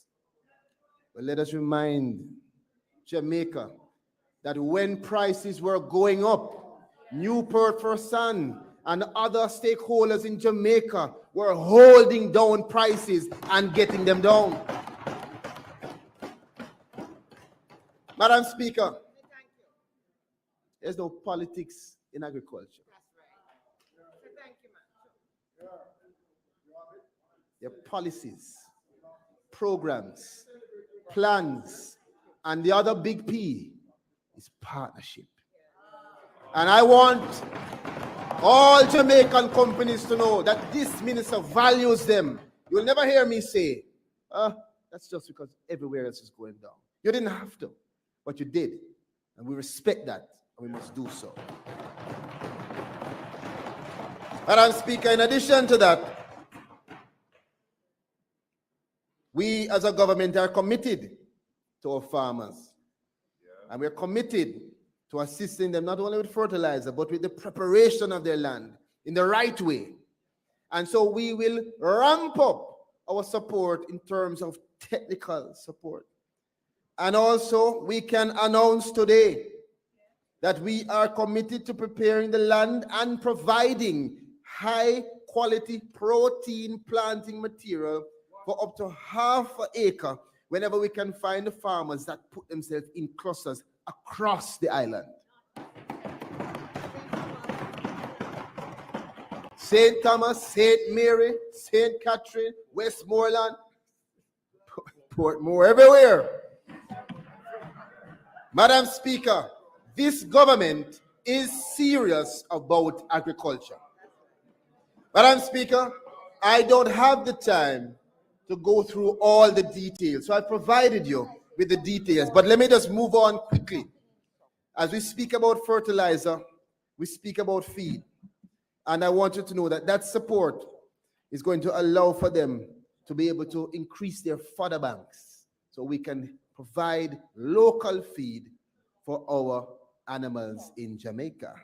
Madam Speaker, we also respect and acknowledge the need for more organics. And at this point, let me just indicate, we want to call on our farmers to reach out to us if you need support in terms of application of pesticides and other things. So we're seeing some trends, and I've spoken to farmers when I'm on the ground, and I have a concern in relation to that. And we're going to roll out a program to make sure that the pesticides are being applied in the right way and that we can explore the use of more organics in our country. Madam Speaker, we are exploring organic fertilizer. And we can announce that RADA has partnered and is moving to establish a $30 million pilot project for composting and organic fertilizer production on several farms across the island. Madam Speaker, farmers will be trained and the fertilizer will be used on the pilot farms and then distributed to other farms as production increases. Similarly, we will work with the two established organic fertilizer producers to ramp up production as we provide an environmentally friendly alternative to the inorganic fertilizers. Madam Speaker, we're breezing through. We're going to discuss farm roads. Madam Speaker, our farm road program has rehabilitated more than 55 roads across the country. Total kilometer of rehabilitated roads is 30,325. The impact of this rehabilitation has been felt across the board. Coffee farmers have benefited from the Borax Spring to Bangor Ridge rehabilitation works in Portland, and they are able now, Madam Speaker, to drive their vehicles closer to the farm gate, making it easier to transport produce from farm to market and farm inputs to their farm. Vegetable farmers along the Ebanks town in St. Elizabeth, because of the road, they're not only paying a lower cost to have water delivered to their farms, but are now able to receive water directly at farm gate, thereby increasing access to water and increasing farm productivity. Madam Speaker, the Farm Roads Rehabilitation Program has created synergies with the Frosty Pod Rot Control Project by rehabilitating the Hampstead Road in St. Mary, facilitating cocoa farmers and small women farmers to better access farms for transporting inputs and workers to the farm. Madam Speaker, the details are in the documents. But we have several parishes: St. Anne, St. Catherine, Clarendon, Manchester, St. Elizabeth, 6 roads, St. James, 5 roads, St. Westmoreland, 4 roads, and across the country. Madam Speaker, we're in the middle of the tree. We dealt with the roots, we're in the trunk. And we're going to move from agriculture to fisheries. With respect to the fisheries industry, I want to remind this honorable House of the reasons for this industry being regarded as critical to the Jamaican blue economy. Fisheries contributes to the livelihood of over 200,000 Jamaicans, contributing more than $10 billion to the GDP, while earning export income of over 14 million US. Madam Speaker, there was an increase in aquaculture production year over year, with production moving from 869 metric tons to 949, representing a 9% growth in last year. We're not satisfied. This growth needs to be bolstered.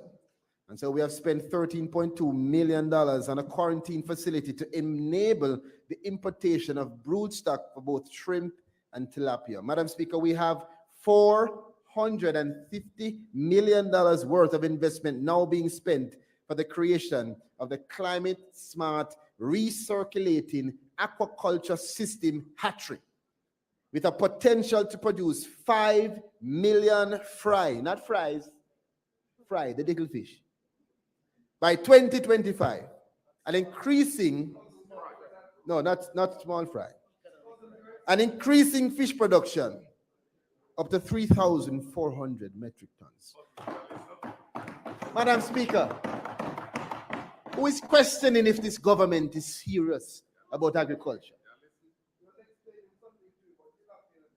Madam Speaker, to facilitate this production, we have removed the CET from fish and shrimp feed. And let me thank our Minister of Finance and Public Service for being so supportive, because today we can announce that that will be extended in terms of that removal. Madam Speaker, I want to also announce, since we're in the spirit of happiness, that for the first 50 new acres of fish ponds established this year, we will provide 15,000 fry per acre free of cost per farmer. Madam Speaker, we are serious about agriculture and fisheries. And I want the country to remember these announcements and plans and programs, so when others come with their opinions, you pull for the facts. Madam Speaker, at the same time, we are encouraging mariculture production. And mariculture, is it the same as aquaculture? It's not aquaculture fish. It is using the nets out in the sea. So we're encouraging mariculture production by renovating the Bowden facility in St. Thomas to increase the production of oysters and sea moss to develop these two emerging subsectors. And I know my Minister of State indicated he is very interested in the sea moss aspect of that subsector. Parallel to this infrastructure, we have provided support in the form of 2 boats and 2 engines to enable the 2 fishing communities in Savannah Lamar, Westmoreland, and Green Island, Hanover, to establish oyster farms, as well as providing training and capacity building in production techniques and management. This government is serious about agriculture and fisheries. Madam Speaker, for sustainability now, talking about capture fisheries, for Sustainability in the Marine Sector, the National Fisheries Authority, led by Dr. Bellamy, and the ministry and other partners will be establishing 2 new fish sanctuaries this year, bringing to the... The minister's time for speaking has expired. Madam Speaker, I ask that the minister be given 15 minutes to complete his presentation. Members, the question before the House is that the minister be given 15 minutes to complete his presentation. Those in favor? Those against? The ayes have it. I thank you, Madam Speaker. Well, let me jump quickly just to indicate that we announce again 2 new fish sanctuaries will be brought on board this year, bringing to the number 20, with a sanctuary cover now of 10,498 hectares. Madam Speaker, I know that when we say this, some may ask, what's the importance? But it is critical, because of the fish sanctuaries, we are able to sustain and maintain the quantities and the quality, and to protect where necessary. While encouraging our fishers to reduce the stress on our reefs, the NFA, in collaboration with CMU and UWI, have been providing training for small boat handling, safety at sea, and safe diving practices to equip our fishers to exploit the underutilized pelagic fishing. Madam Speaker, let me move. I'll leave that for you to read. We are focused on increasing production. And I'm going to move swiftly into small ruminants, where we as a government are focused on a rapid multiplication of small ruminants through artificial insemination, embryo transfer, and other research and development techniques. During 2022 to 2023 period, interventions to small ruminant industry and broiler production were undertaken at the value of $80 million. Most recently, Madam Speaker, you'd have seen that we imported some of the 200 small ruminants taken from the US to help improve our local herd here in Jamaica. 50 of these animals arrived last month during Farmers Month, and we salute them. Madam Speaker, the importation of these animals and proper breeding management is critical for maintaining production and sustaining the industry. We look on the genetics as much as we look on the nutrition. It's not one or the other, it's both. But overall, Madam Speaker, the Small Ruminant Program is a critical initiative to drive wealth creation by improving productivity, profitability, and sustainability, and a reach for more farmers in Jamaica. Madam Speaker, this is also promoting better nutrition and helping us to achieve food security. Madam Speaker, I know the challenges that some of the farmers face. I was a victim myself of predatory larceny.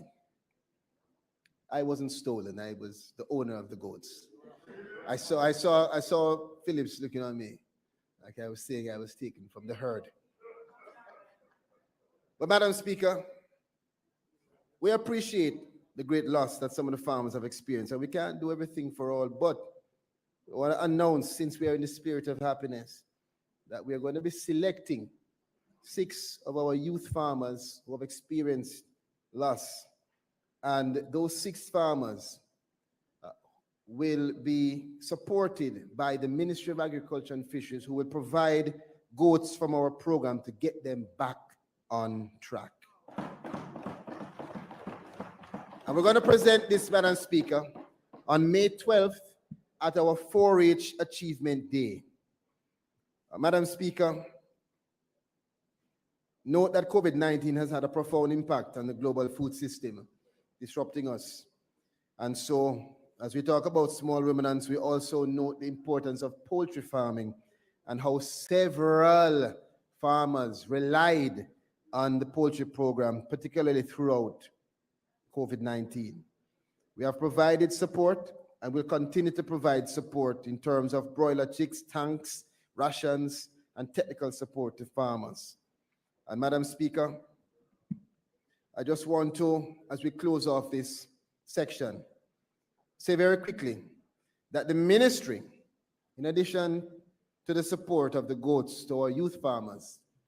The ministry will distribute 25 small ruminant chafing machines in a bid to enhance the development of alternate feeding for small ruminants.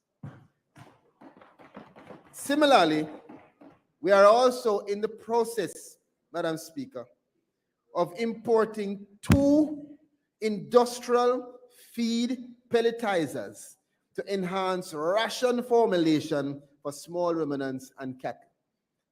Madam Speaker, we do this because we acknowledge the high cost of feed, and we are moving towards our longer-term vision of sufficiency. This is important help to the farmers, and we will continue to give this. Madam Speaker, I crave your indulgence. For Prader larceny, I just want to quickly assure the country that we have a very deliberate strategy to frontally attack Prader larceny. We are completed now with the submission that I spoke about some weeks or months ago. And that submission has been sent off to Cabinet around the agricultural wardens and the other structure for the new Prader larceny authority, the comprehensive approach rather, that is sent off to Cabinet for approval. Madam Speaker, we also note that 30 farmer watch groups were established this year. We had 142 arrests that were made relating to breaches of legislation, and 52 Prader larceny related offenses were reported officially over the period. Madam Speaker, we have a lot of work to do when it comes down to this challenge, and I just want to assure the country that this is a priority. Not everything done can be said, but be assured that things are being done.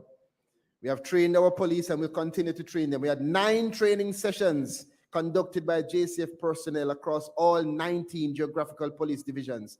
440 police personnel were trained on how to effectively investigate Prader larceny cases and prepare case files. A total of 58 public education initiatives are completed. 130 farmers have been sensitized during a series of sensitization sessions island-wide, Madam Speaker. And we had 8 episodes of support and partnership with our radio programs, only focused on Prader larceny.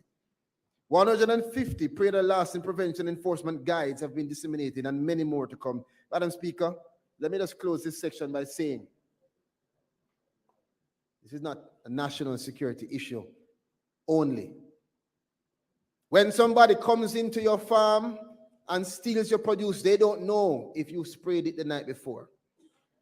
When somebody steals your cattle, steal your goat, they don't know at what stage of readiness it is to be consumed. They don't care. So it is a public health issue, Madam Speaker. And we recognize it as such and call on the country, every MP, every minister, every senator, everyone in Jamaica, to get on board in resolving this scourge of Prader larceny.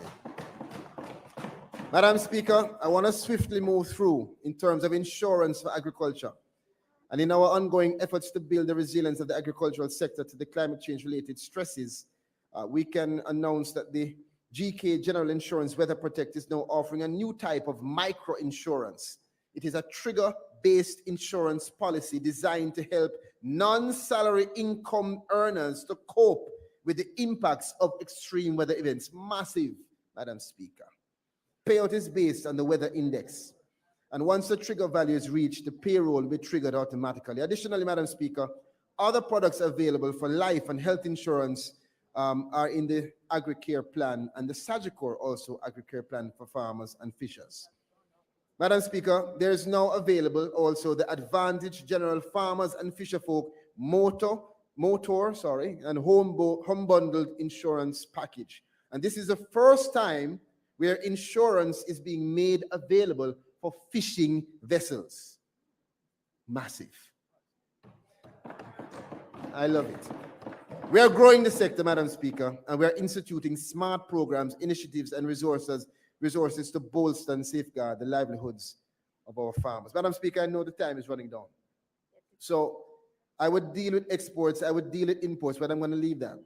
and move to what's even more important. Madam Speaker, for us to have more export, we must have more storage capacity. And I want to encourage investors, as we, the government, are investing in expanding storage capacity, cold chain facilities, drying facilities, chilled facilities. We are producing more in Jamaica, and we will continue to produce more. And when we produce during the good times, we must save and store for the lower times. Madam Speaker, the ministry is looking to rehabilitate the Colleyville cold storage facility in Christiana, Manchester, to accommodate local harvest of onions, potatoes, and other perishable crops. And we are looking at storage for commodities that rely on the drying facilities. All of this, we encourage and call on additional investment. This is critical, Madam Speaker, to our value-added focus. If we're going to expand the value chain, if we're going to have niche products to sell at higher revenue for our farmers, we need expanded and expansive storage capacity. Madam Speaker, yes, and we do. And we must also highlight and salute those who have made that investment already and who continue to do so, our purveyors, our entrepreneurs, and we do thank you for your investment. Madam Speaker, agriculture is our wisest pursuit because it will in the end contribute the most to real wealth, good morals, and happiness. Madam Speaker, I want to assure you that the future of farming in Jamaica is bright. The future will see us advancing precision agriculture, developing a national food reserve to ensure continued food security during times of crisis, expanding into agro-ecotourism to diversify our agricultural reach, and applying advanced technologies. High-density agriculture is our focus, and also enhancing controlled environment for higher productivity and consistency. Madam Speaker, we are going to grow smart so we can eat smart. Madam Speaker, I want to call on all of us to help to build the framework and ecosystems that enable growth and development. And we as a government, we are committed to this sector. The government is serious about agriculture and fisheries. Madam Speaker, in conclusion, an investment in agriculture and fisheries presents significant opportunities for wealth creation, significant opportunities for economic sustainable growth. With the sector's potential for growth and the government's commitment to its development, and with our support of partners, now is the time. Now is the time for investors to explore the opportunities available and contribute to the sustainable development of our sector. I want to call on investors to see, for instance, our import bill not as a challenge only, but as an opportunity. It designs for you empirically what the demand is. Go after it. We will support you step by step. Madam Speaker, agriculture is the greatest and fundamentally the most important of our industries. The cities are but the branches of the tree of national life, the roots of which go deeply into the land. We all flourish or decline with the farmer. Let me close as I began with an understanding, Madam Speaker, that our steps must be ordered by the Almighty if we are to be successful and impactful. So, Lord, may any attempt to divide us make us stronger. May any attempt to distract us make us more focused. And may we continuously be strengthened through your will and receive the wisdom to think and act in the interest of the nation that we serve, as we together develop and protect our land and sea. Madam Speaker, I thank you. One love.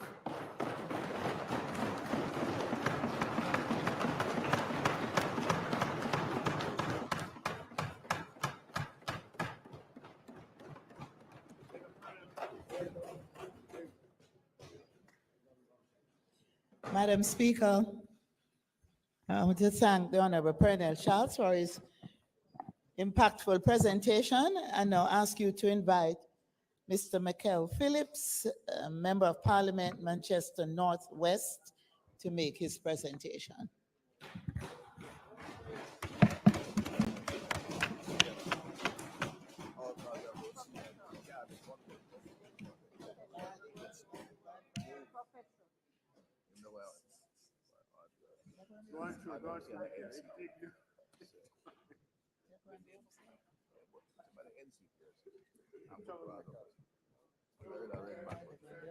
I know you can't help yourself. Member from now.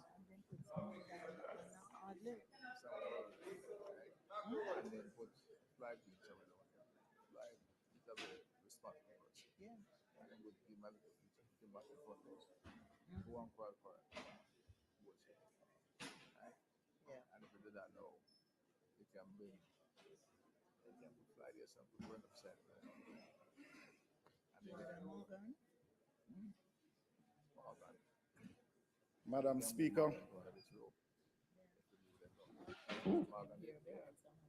today I make my 7th contribution to these annual sectoral debates.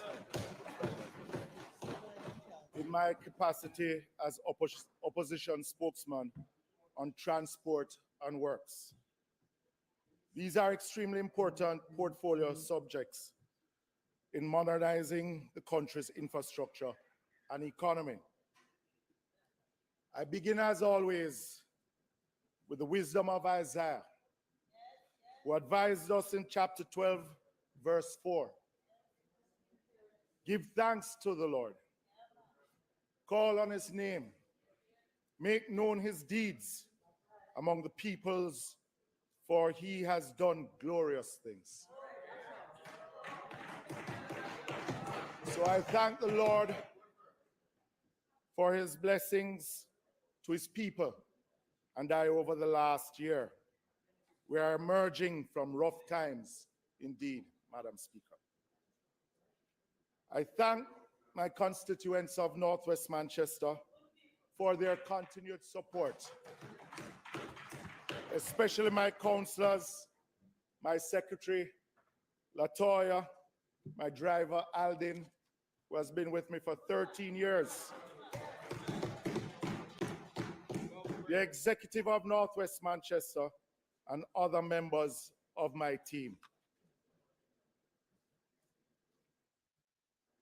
Madam Speaker, I also want to recognize students from the Mile Gully High School, which is the only high school in Northwest Manchester. I see other family members in the gallery. Madam Speaker, when things get rough, I remember the words of Dennis Brown. Do you know what it means to have a revolution and what it takes to make a solution? I also thank you, Madam Speaker, for your leadership, the clerks of the House, the staff of the House of Parliament, colleagues on both sides. Colleagues on both sides. In his absence, I want to thank the leader of the opposition, who continues to perform his duties with high level of wisdom and integrity. I affirm my readiness for the task of rescuing Jamaica. Madam Speaker, my family has been a continued source of strength, guidance, and inspiration for me.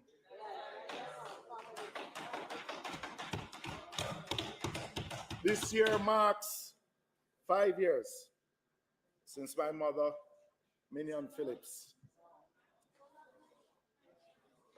also called Sister Minnie, passed. Her continued contribution to the Rastafarian faith and the Pan-African movement will transcend generations. We continue to miss you, Mommy. I also want to thank my mother, Sandra, who is the rock of our family.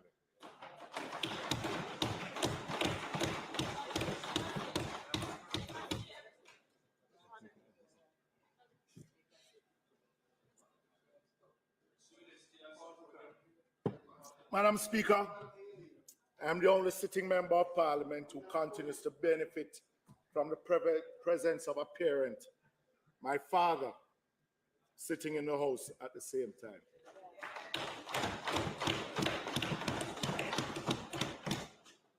Outside of Michael and Norma and Manley, and we have Pernell Charles, Jr. and Sr. We are the longest serving father-son in the Parliament.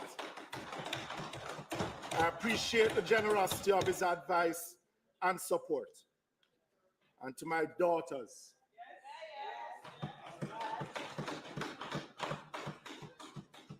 who have been there with me every step of the journey. Love you, Isabel and Gabriella. And my wash belly celebrates her 18th birthday this Friday. Happy birthday when it comes, Gabriella. Wash belly. Madam Speaker, the World Bank says roads are the arteries through the economy pulses. By linking producers to markets, workers to jobs, students to school, and the sick to hospitals. Roads are vital to any developmental agenda. I will explore how Jamaica is doing and what we will need to ensure that our infrastructure development and maintenance remain front and center. And indeed, the backbone of our goal to make Jamaica the place to live, work, do business, and raise families. Madam Speaker, I have reviewed the presentations made by the portfolio's 4 ministers since 2016. I've also looked back at my own presentations and the comments and recommendations made in the period. It seems this administration forgets it has been in office for 11 of the last 15 years. These has not been meaningful advances. I have to say, Madam Speaker, that infrastructure and public transport have been treated as a bastard child of the Jamaican economy instead of the arches through which the economy pulses. There's no transport policy and plan. Remember, you were there once. Little investment and little or no maintenance of our road infrastructure and public transport system. Transport contributes about 4% of the GDP of the economy. The basket of goods and services used by Statin to measure movements in the consumer price index weighs transport at 11.2% of total consumption. It is the second largest component of the CPI. Transport is not only about the movement of people and goods, it also contributes significantly to the country's productivity and quality of life. It begs the question, Madam Speaker, what is the vision of public transport, road infrastructure, and maintenance? How can we use the sectors as a contributing factor to increase the country's productivity? The truth is, we have been moving backwards, Madam Speaker. Some will remember the days of the JOS, Jamaica Omnibus Service. Policy deficiencies, including a lack of financial resources and absence of vision, led to its demise in 1982. We can recall the brutish minibus system with people packed in the transit and VW buses. They were dangerous, uncomfortable, with regular abuse of students, with loud shouts of no schoolers. Some of us will remember that. It was a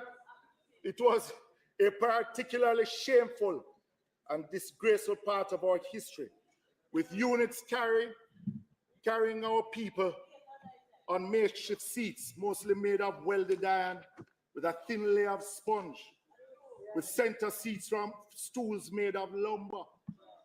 Things were no different in rural parishes. People crammed in the few buses on narrow roadways, and market buses with roof racks loaded with farm produce, and in some instances, persons riding on top. There's not enough seats in the bus. Then there were commuters standing at the bus stop for a very long time. In those days, if you missed the bus in the morning, you had better start walking. There's no other bus leaving the district till the following morning or late evening. Bobby, you remember those days. Today, Madam Speaker, things are rapidly going back to the past. Bad policy, political interference, and lack of vision are killing Jamaica's transport sector. And the bad old days of the 1980s are back with us. We need a new direction for urban and rural transport, Madam Speaker. 20 years ago, we had a vision when the Jamaican Urban Transit Company was established to offer the commuting public a first-class transportation system, with the vision of a modern, efficient, safe, and cost-effective service. We moved away from the ramshackle transport system of the 1980s. That we did. But sad to say, we are back there. Madam Speaker, much could be said about the JUTC and the public transport services, which are now at the new lows and represent a threat to safety, efficiency, and cost effectiveness, hallmarks of public transport systems globally. I hope the Minister of Finance is listening keenly. A new direction is badly needed to take Jamaica's transport sector forward to achieve global standards.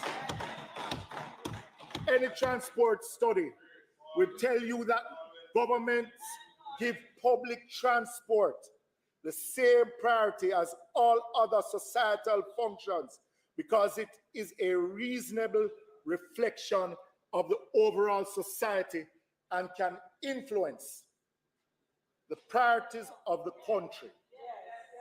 Public transport must have sustainability, values, benefits, and capacity.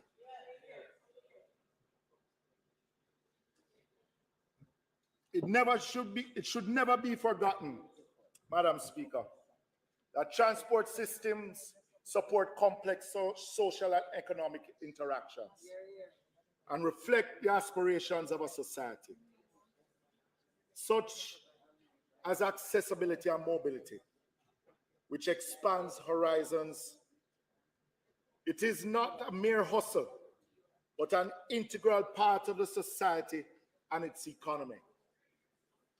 Jamaica public transport system needs a medium and long-term plan of 5 to 10 years to get us out of the mess and restore the vision and mission of 20 years ago for the Jamaican people.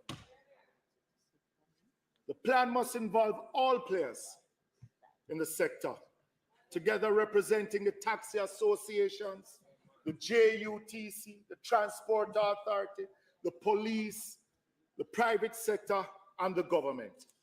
Everyone must be at the table presenting their inputs and developing this plan, that no matter which administration comes to office, there will be a roadmap to an improved, if not ideal, national public transport sector for the country and its people.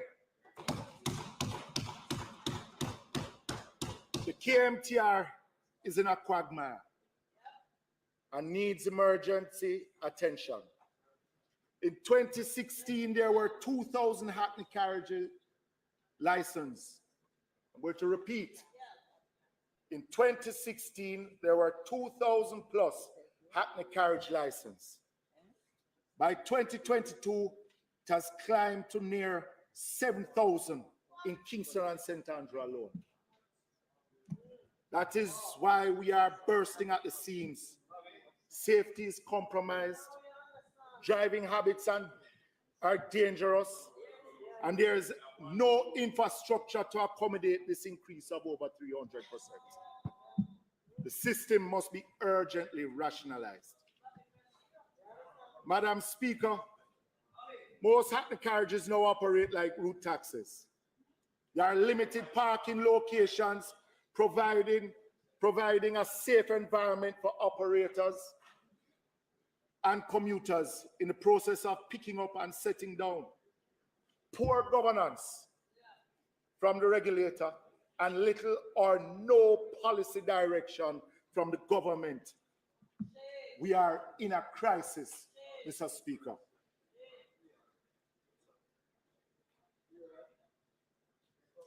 I want to ask a few questions. Is it that we need to go back to the franchise system in the KMTR? How will the JUTC manage routes it has abandoned over the last few years?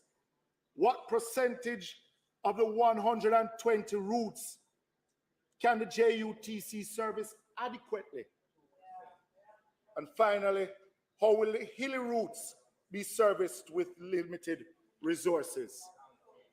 Madam Speaker, transport needs policy and leadership to manage this deep crisis. Time come, Mr. Speaker, for a new direction. Mr. Speaker, while bus fares for children and the elderly are subsidized in the Kingston Metropolitan Transport Region, the KMTR, it is not the same in rural parishes, right, Bobby? The estimated $11 billion loss this financial year and $7 billion subvention are unfair and unacceptable, as rural people get no such subsidy. After 20 years of JUTC operation, Mr. Speaker, we on this side, the government in waiting, declare that under our watch, the massive hemorrhaging will be cauterized. As a matter of urgency, and the JUTC will be put on a sustainable path to fulfill its role as an efficient mass transit provider in our capital city. And in the future, Mr. Speaker, the entire country. And that was the vision of the JUTC when it was created 20 years ago. That after mastering the Kingston Metropolitan Region, that it would roll out into rural parishes running from town center to town center. But that now is a fleeting dream under this administration. We will address rural students, workers, pensioners, the elderly, and the disabled. They deserve no less, Mr. Speaker. Even with the purchase of 70 buses that we are told will be added later this year, and which the minister said should have been here 6 months ago, JUTC will have a huge gap in its operating fleet. There are only 170 reliable units at the company today, when 550 is needed to take care of the needs of the over 500,000 transit-dependent persons in the KMTR on a daily basis. Mr. Speaker, there's about 220, 230 buses that the JUTC has right now. When the buses roll out in the morning, by 9 o'clock, they only have about 170. but the rest of them broke down. Simple. No, they're broken down. So if you need 550, you're adding 70. Out of that 170 buses that what we put term reliable. Minister, at least 50 of those need to be retired now. Also. So when you add the 70 buses, you're not adding anything to the fleet. You're basically at net zero. During the budget debate, the Minister of Finance announced the purchase of 200 electric buses over the next 2 years. That's inadequate. It's a start, but inadequate, and will only serve to perpetuate the present state of the JUTC. And I'm going to plead for the commuters that if you can find it in the budget for this year, to add even another 50 buses and not wait until the next financial year to start planning. Then it will help not only the commuting public, but the taxpayers who have to find an additional $7 billion to subsidize the JUTC.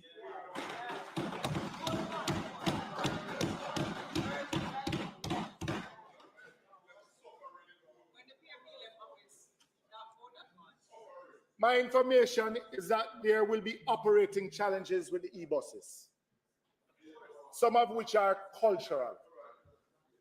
So, Minister, what is happening?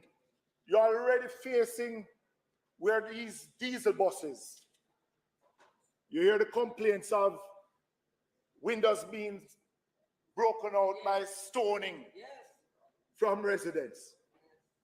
The e-buses have to be made lighter, so it has more glass on the units. So you have less aluminum, more glass to make it lighter. So you just imagine looking like a TV screen to some of our people. As I say, it's a societal problem. But mind you try to fix one thing on one side and cost you on the other side. So we already have incidents of stoning, and these buses are made almost entirely of glass, since they must be made lighter. There's also a road network of which is hilly and may pose a difficulty. We fully support the introduction of e-buses, but we must be careful with the specs and what it is that we are including in our bus fleet.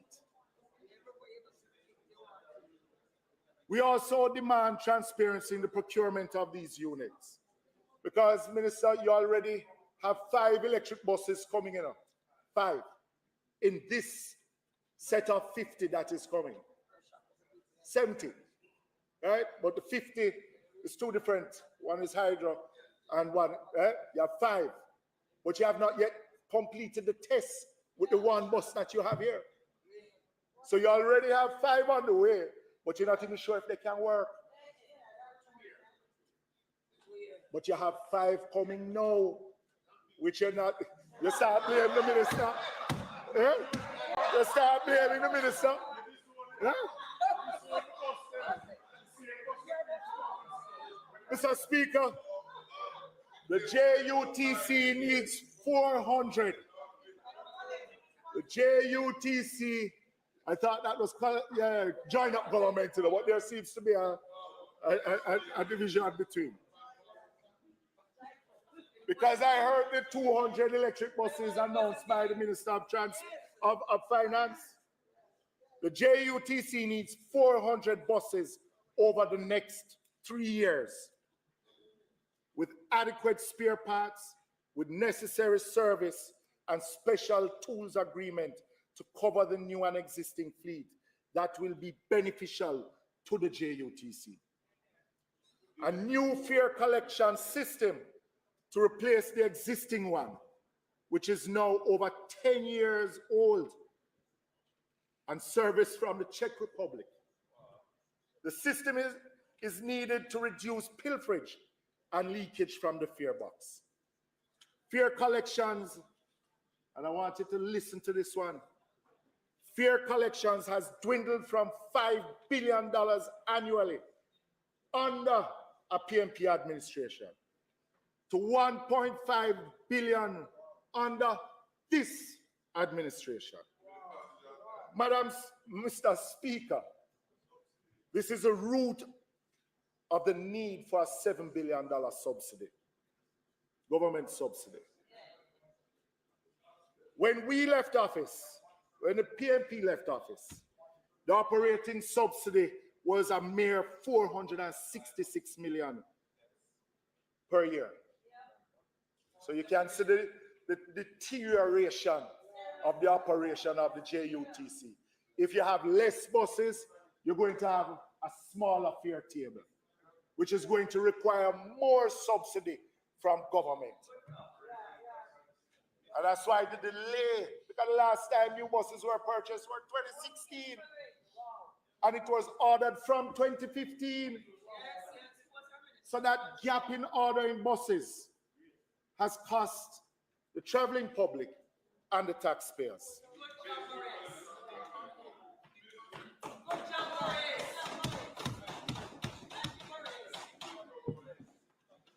But it also costs the economy. But Minister, and you speak about it, it costs us in productivity. That is important. This need has been acknowledged for years. Because I remember when Minister Montague himself announced the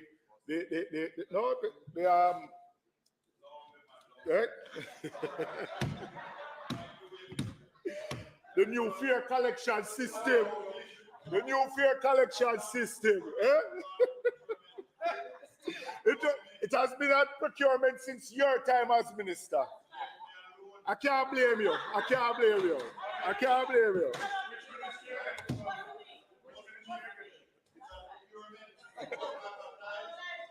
Mr. Speaker, echoing the words of the former minister, that the fare collection system is critical and has been under procurement since his time. Nothing can go so. Nothing shouldn't go so. It has been even included in throne speeches and in presentations made by previous ministers, yet nothing further. What is the present status, Mr. Speaker? The company is in need of other system changes to improve its process, to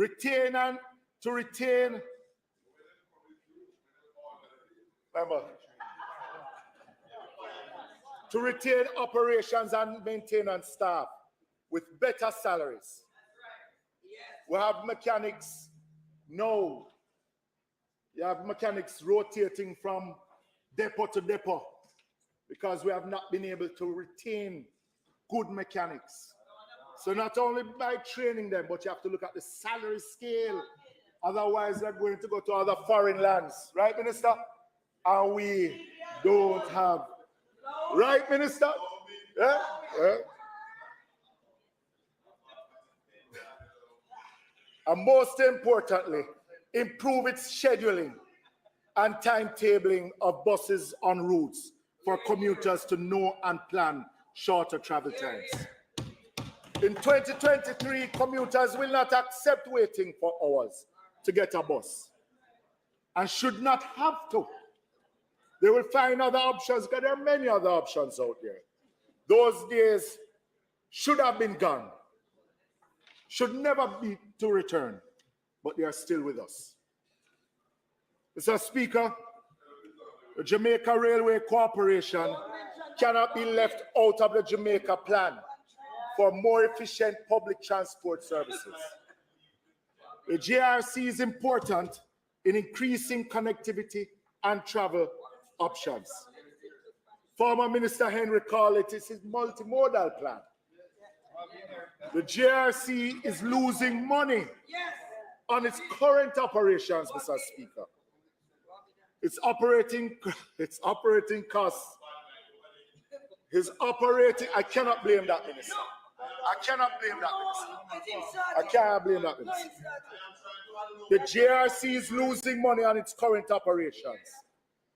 Its operating cost, Minister of Finance, has increased by 700% last year due to the recently introduced school service from Old Harbour and Linstead to Spanish Town, which was badly planned without any origin and destination surveys.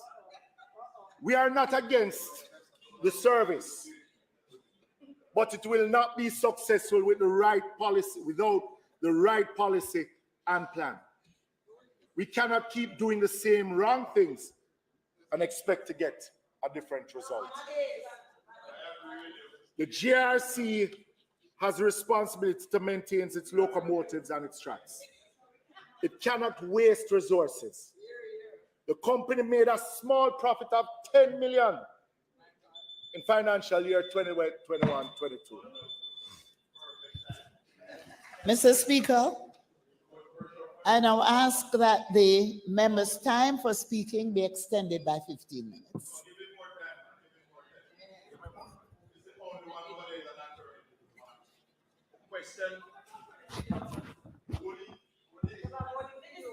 The question is that the member be given more time to complete his presentation. Those in favor? Those against? Ayes have it. Thank you, members. Thank you, Mr. Speaker.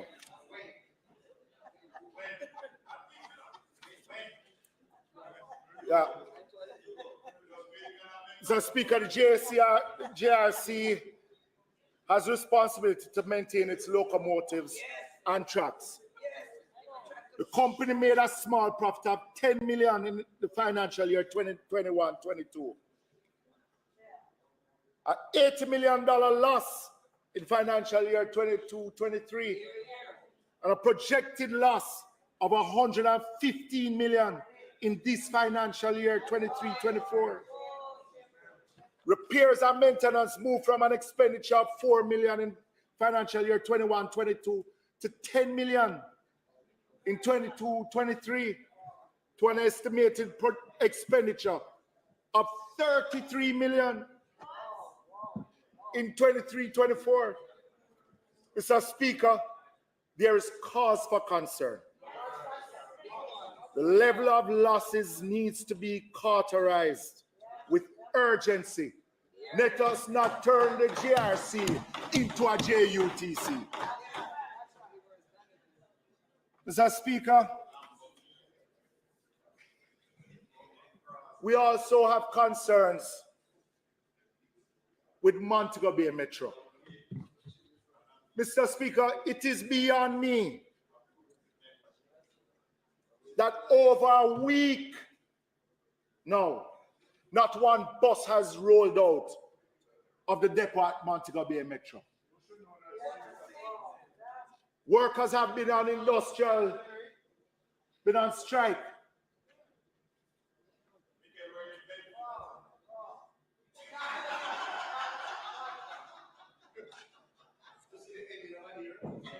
Workers have been on strike. And Mr. Speaker, I can't see why an agency of the state where workers are unhappy with management and other issues, that while Rome burns, that the people of St. James, Mr. Speaker, as one of the member of parliaments down there, while the people of St. James suffer, the minister tinkers with the operation of the Montego Bay Metro.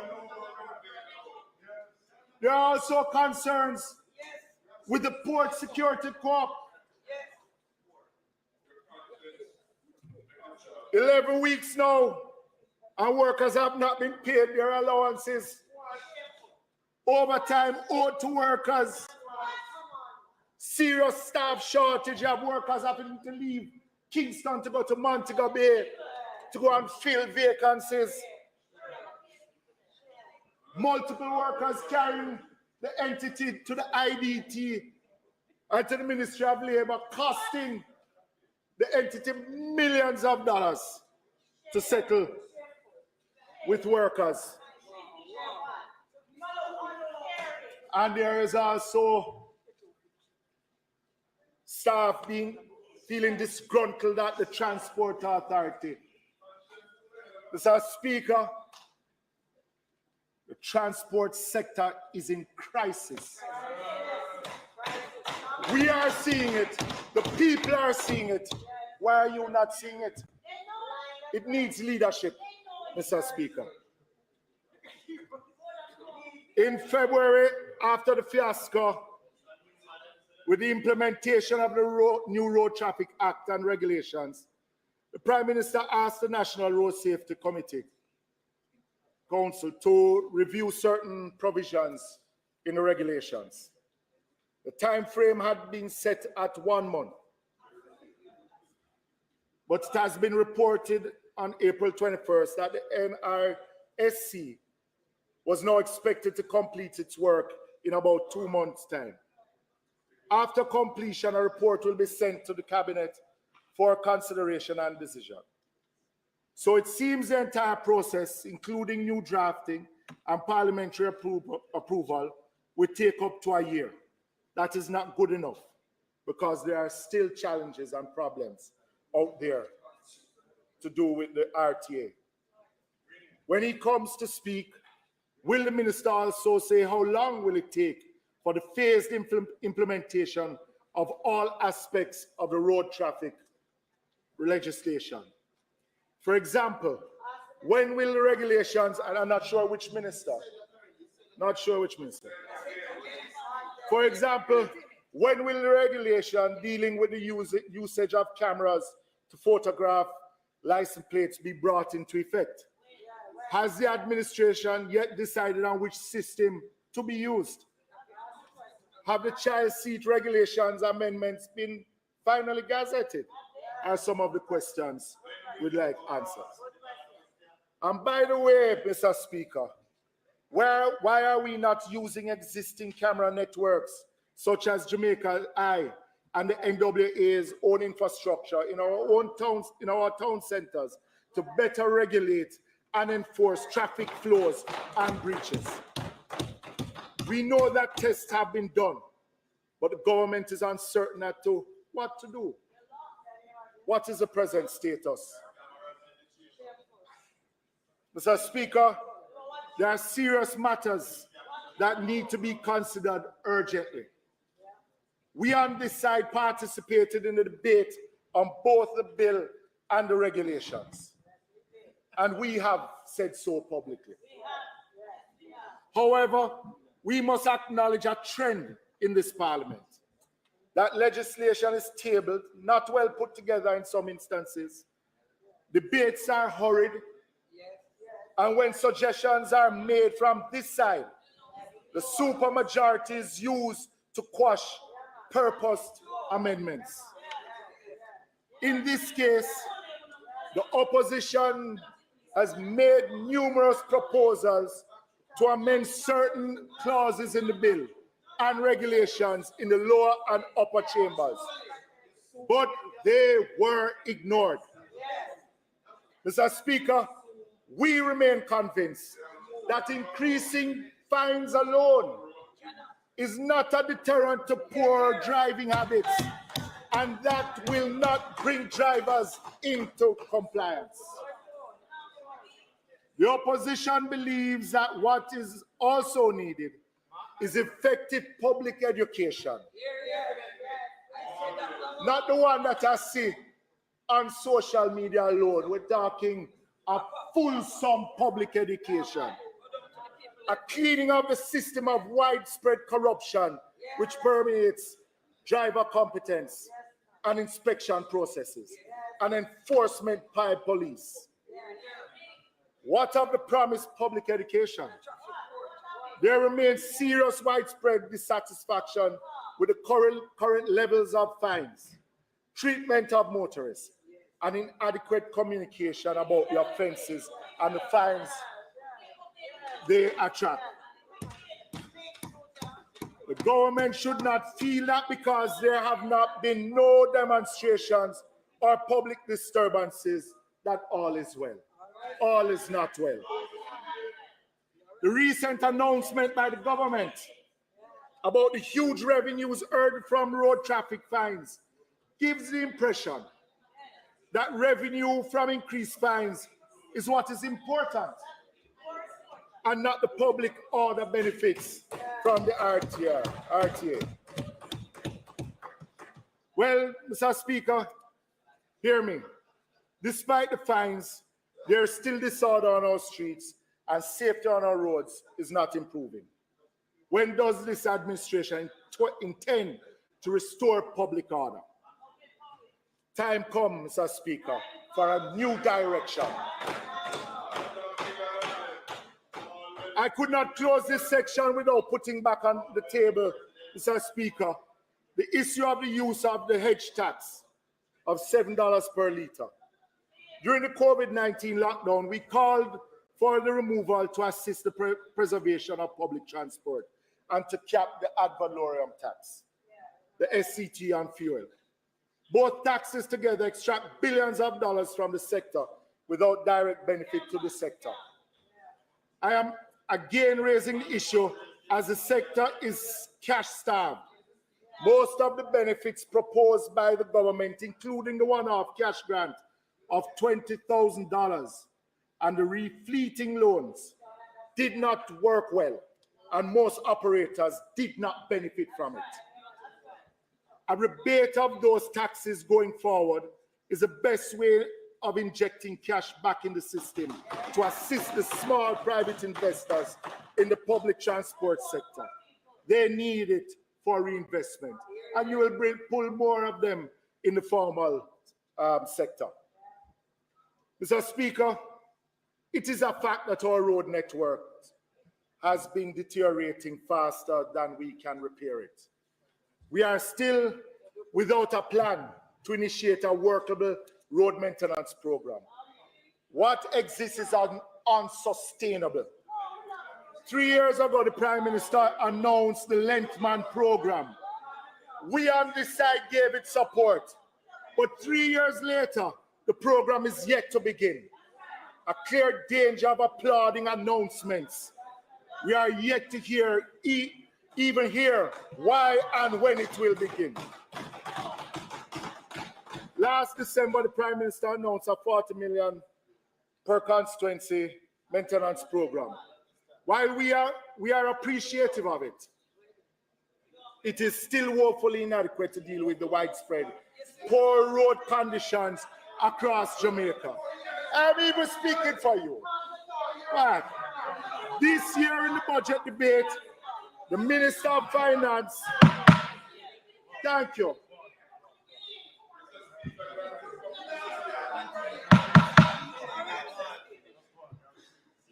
Thank you, Mr. Speaker. The Minister of Finance announced a 3-year, $40 billion road maintenance program, but provided no details. I expect the Prime Minister, who is a portfolio minister, would provide the relevant details in his budget presentation, but nothing. He was silent. I then searched the budget in the Ministry of Economic Growth and Job Creation, and have not seen any provisions. Mr. Speaker, I therefore ask the question. Most MPs, all who bawling over there now, spoke about bad interior roads and lack of regular maintenance during your constituency debate. Every single one of you over there. Will any of this money, no, quiet, man. Since you can't speak for yourself, I'm speaking for you because you are gagged over there. So, Mr. Speaker, Will any of this provision of the $40 billion program be spent on interior parochial roads? And I know you're happy that I'm asking the question. What roads will be the focus of for this financial year? And how much of that $40 billion allocation for the 2023-24 financial year will be allotted? Mr. Speaker, I will repeat ad nauseum.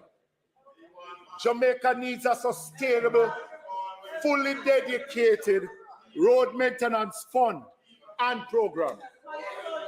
Why is the government not looking at the available data and the recommendations provided by its own agency, the National Works Agency, who has been asking for a road maintenance fund? How can the Ministry of Finance continually boast of budget surpluses and growth? Yet when asked about road maintenance, the refrain is, we just don't have the funds. Minister, you will never have the funds required if we are only to finance our road maintenance from the consolidated fund alone. A dedicated road maintenance fund is our best option to get us out of this downward spiral. Data shows that with poor conditions, vehicle operating costs increases by 30 to 50% and above. Transport costs are undeniably among the factors which influence productivity and competitiveness.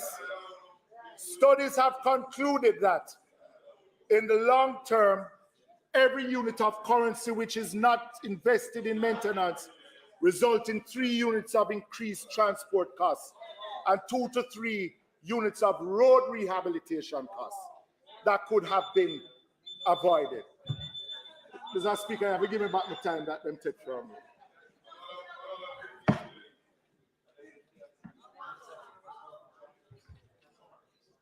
In other words, each dollar spent on road maintenance decreases by $5 to $6 the burden of maintenance costs to the state and the traveling public. Mr. Speaker, there must be a more inclusive approach to major construction projects undertaken by the government of Jamaica. In my last sectoral presentation, I spoke of the narrative that Jamaica does not have good engineers or contractors to do our major infrastructure projects. Mr. Speaker, that is far from the truth.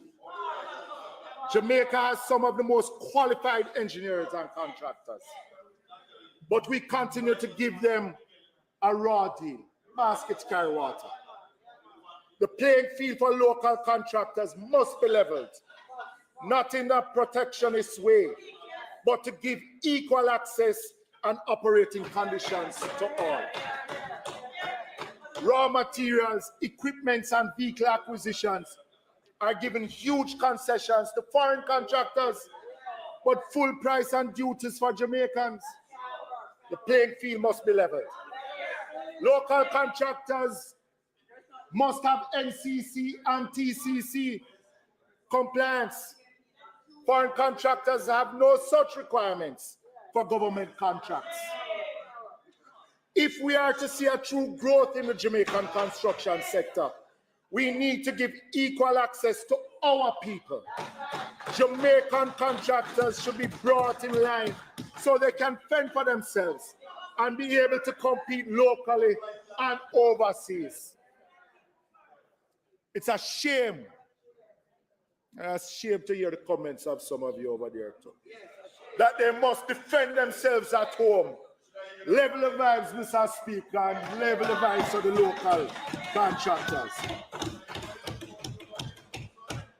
Jamaica is in dire need of a new direction for transport.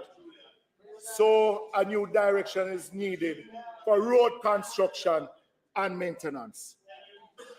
We can all agree that a better and more efficient transport system will contribute to our productivity. So can we all agree that a better road network with better maintained roads will help to reduce road fatalities increase productivity, and reduce burdensome vehicle operating costs. We can keep on doing things the same way and expect a different result. The time has come for a new direction, Mr. Speaker. Mr. Speaker, you know that I could not end my presentation without mentioning the state of our bridge infrastructure and its continued collapse before our eyes due to inadequate maintenance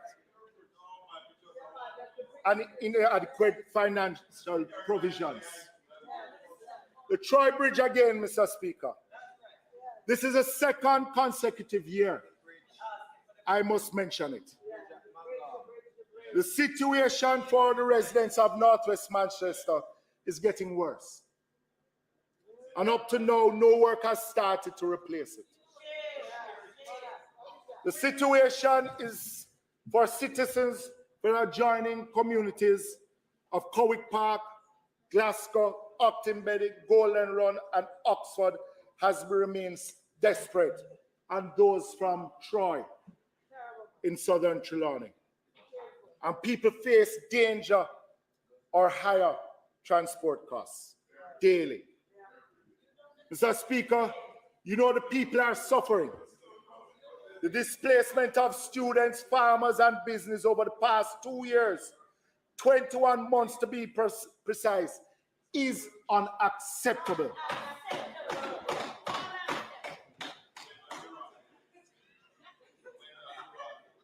The Ministry of Works is not helping. The Ministry of Education cannot help the students and teachers, as no intervention has been made. I remember when I was nearly thrown out of the house, out of this house, by the speaker for trying to ask for a little more for the teachers who have to traverse an additional 10 miles. The situation has resulted in students being transferred from the Veronica Campbell High School, Troy High, and primary school. This causes increased transport costs and students and teachers. Mr. Speaker, residents have been forced to improvise and make contraptions to cross the river in the most unsafe and dangerous manner. No citizen in a modern and civilized society should have to endure this for 2 years. Why can't even a temporary option be found to save lives and restore even a modicum of normality to people's lives? Mr. Speaker, the Troy Bridge collapsed in August of 2021. The Prime Minister has assured me that the design and costing have been completed. Funding is now in place for this financial year. But is also being told that it needs to go back to the Ministry of Finance, to the Public Investment Department, for them to determine if the bridge is a worthwhile investment. But Mr. Speaker, the bridge they broke down. How can now you want to determine if it is a worthwhile investment or a worthwhile investment? Nothing can go so, Madam Speaker. Madam Speaker, the treatment of the people by the Ministry of Works and the NWA leaves much to be desired, and the residents do not think their situation is being taken seriously. Madam Speaker, all of us have been elected in here on behalf of the people that we represent. We are the voice of the people that we represent. And I have been given a message by my constituents, a message by the residents of the adjoining communities that are affected by the Troy Bridge. They gave me a message to give to the Prime Minister. They say that he promised to visit the area last year, 6 months ago, to see firsthand their suffering, and he still has not visited. He stood up in this house saying that he was going to visit. Their message to him is that they say that when the bridge is completed, they don't want him to come and cut no ribbon and give the impression that he understands what they have been enduring for the last 2 years. We need a new direction. Madam Speaker, I also feel the pain of the citizens of the community of Woodsville in Hanover. They are now setting out on the same road of long suffering, where an agency and ministry just have no care. It will be a heavy burden they will have to carry. I hope they will not be treated as the residents of Northwest Manchester and Southern Trelawney have been treated. In conclusion, Madam Speaker, for too long, there has not been sufficient care. There has not been sufficient care about the things which affect the daily lives of people in many of our communities, especially rural people. It is often said patience is a virtue, but we should not make patience a difficult fruit to produce. The people of Jamaica must now only rely on what the Thessalonians were advised. Pray without ceasing. Or the Philippians, who are advised not to worry about anything, but in everything through prayer and petition. With thanksgiving, let your requests be made known. Madam Speaker, the people have been doing that in transport and works. How much petitioning can they do? Surely the government must listen and do its part. Although good things come to those who wait, but Bob Marley reminds us, I don't want to wait in vain. We cannot come year after year raising the same issues and getting no responses. Let us not test people's patience with their representatives and government. Many are tired of promises which never materialize. This is a very important parliamentary year because we are now equidistant from the last election to the next. We will have to report soon to our electors. We must stop talking and act on the persistent issues causing great misery among our people. I would like the people who elected me to say, well done, good and faithful servant. But election is not the only thing to be concerned about. It is also about our whole future. We must develop workable plans to move Jamaica forward as a people and as an emerging nation. We cannot be going around in circles. Work has started on constitutional reform, and the aspirations of our people must be considered fully. We want to be rid of the monarchy. As I put it in the resolution, thank you very much, Minister. As I put it in a resolution tabled 2 years ago, but we urgently need other things to complete the mission of nationhood. So it is not a mere parliamentary exercise, Madam Speaker, but one which the broadest cross-section of our citizens should be involved.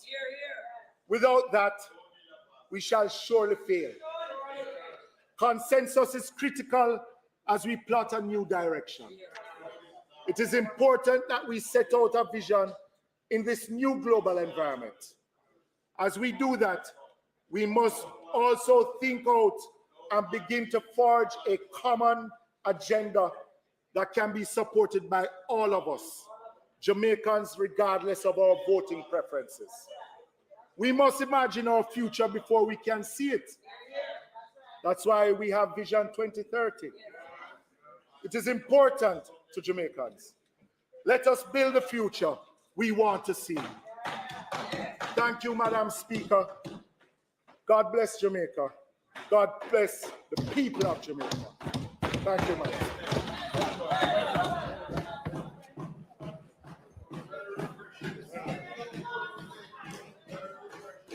Madam Speaker, a very spirited presentation by the Member of Parliament.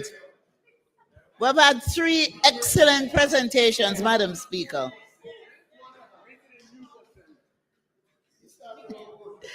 And so at this point, I ask for the suspension of the sectoral debate. Madam Speaker, I ask for a suspension of the sectoral debate. Members, a question before the House. The question before the House is that the sectoral debate be suspended until tomorrow, the 3rd of May at 2 p.m. Those in favor? Aye. Those against? The ayes have it. Madam Speaker, I now ask for the recommittal of items from statement by ministers to public business. Members, the question is that we have the recommittal of the items on the agenda, beginning with statements by ministers. Those in favor? Aye. Those in favor? Aye. Those against? The ayes have it. Statements by ministers. Announcements. Laid on the table of the House today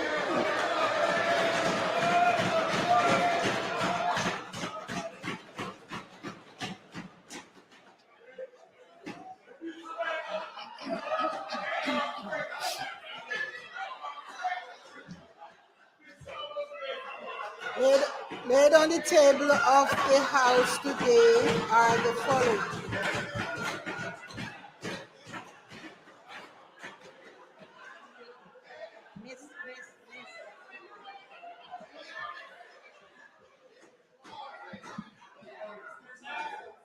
Laid on the table of the House today are the following. The Chief Justice's annual statistics report on the Supreme Court of Jamaica for the years 2020, 2021, and 2022. The Chief Justice annual statistics report on the Parish Courts of Jamaica criminal matters for the years 2020, 2021, and 2022. Report of the investigation conducted into the circumstances surrounding procurement activities undertaken in the renovation of the Spanish Town High School. Fact-finding report, findings and recommendations of a fact-finding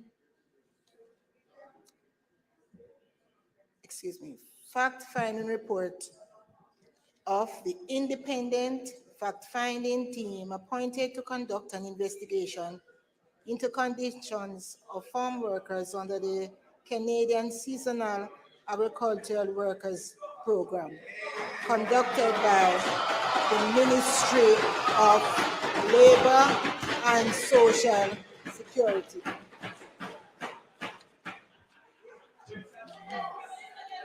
Booklet from the Ministry of Agriculture and Fisheries entitled 1. How We Serve You. 2. Projects and Programs, Initiatives, and Production Incentive Program supporting small farmers and wealth creation through the Production Incentive Program. Also, Ministry Paper number 46 of 2023, entitled Annual Performance Report for 2022-2023 of the Ministry of Agriculture and Fisheries. Bills brought from the Senate, petitions, papers, reports from committees, notices of motions given orally. Madam Speaker. Madam Speaker. I beg to give notice that at the next meeting of the House, I will move the following motion. Whereas on Easter Monday, April 7th, 1760, witnessed the genesis of the largest military revolt of the 18th century British Empire, led by Chief Tashi, with the aim of freeing all enslaved persons in Jamaica and to establish a black-led government that would govern the country in their interest. And whereas this revolt began in St. Mary and influenced a series of uprisings in a number of parishes, including Westmoreland, Hanover, St. James, St. Anne, St. Elizabeth, Portland, St. Catherine, and Clarendon, ultimately leading to the involvement of over 1,000 enslaved persons fighting for their freedom over the course of 18 months. And whereas the colonial government of the day declared a state of emergency, then martial law, then moved most of the British troops and navy stationed in Jamaica to St. Mary to give support to the local militia. As at that time, Jamaica was the most profitable and influential colony of the British Empire. And whereas the Chief Tashi War posed the greatest threat to British dominance in the region and inspired enslaved Africans to dream of a new day when they again would be masters of their own destiny, thus laying the foundation of the abolishment of the trade in enslaved Africans and ultimately the abolition of slavery in Jamaica. And whereas Chief Tashi's war influenced the Morant Bay Rebellion, the spirit of the ideals of Chief Tashi of freedom, equity, and self-determination and development can be seen in the self-reliance movement of Marcus Garvey and the self-government and independence movements of Sir Alexander Bustamante and the Right Excellent Norman Manley. And whereas the fight for national recognition of the work and worth of Chief Tashi to national development has been led by Derek Black X Robinson of St. Mary in his many walks across Jamaica, forcing a greater examination of the contribution to nation building by this great enslaved African chief, who mobilized a diverse band of enslaved Africans from across Jamaica to challenge the greatest army and navy of the time to ensure freedom, pride, self-determination, and black governance of the resources of this rich colony that was built out of the blood, sweat, tears, cruelty, and humiliation of the enslaved. And whereas Black X walks have resulted in the St. Mary Parish Awards being renamed the Chief Tashi Awards, Rectory Street being renamed Chief Tashi Street, the Governor General proclaiming the 8th day of April National Chief Tashi Day, and most importantly, the ordinary citizen of St. Mary and Jamaica and our people in the diaspora are now recognizing the value, impact, and worth of Chief Tashi's sacrifice, work, ideals, and principles. And whereas the historical research of Professor Verone Shepherd of the University of the West Indies, the book and research by Professor Vincent Brown of Harvard University, the book by Enoch Tashi, the oral body of knowledge in St. Mary, and the countless other publications clearly set out Chief Tashi's contribution, and his work has withstood the falsehood of British writers and the sands of time. And whereas the National Honors and Awards Act gives the authority to the Governor General to confer the status of national hero on a citizen of Jamaica, subject to recommendations from the Prime Minister. And whereas the Act requires that an individual with such a conferment of national hero should be a citizen of Jamaica who has given the most distinguished service to the country. And whereas Section 5 of the Act gives authority for the establishment of an advisory committee for the Order of National Hero. And whereas Section 5.3 of the Act stipulates that an advisory committee can conduct investigations as to the individuals that it thinks fit to be conferred with the honor of national hero, whether living or dead. And whereas the findings of this investigation should be conveyed to the Prime Minister for action, be it resolved that this Honorable House mandates that a suitable broad-based commission be established to examine the records and facts against established standards for awarding national hero status, and thus make a recommendation whether Chief Tashi should be awarded and declared a national hero. And be it also resolved that we set a suitable time frame in which the commission should do its work and report to Parliament. Thank you, Madam Speaker.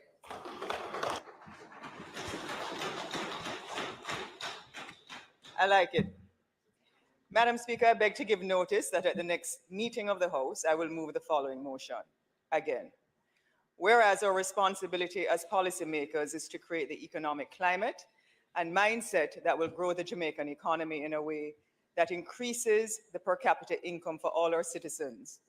And whereas we have repeated for decades that our national trade policy is export-driven, and this position was reiterated in a recent policy document, and I quote, "At the national level, Jamaica's trade policy can be said to always be export-led, even when the country introduced an import substitution policy in the 1950s.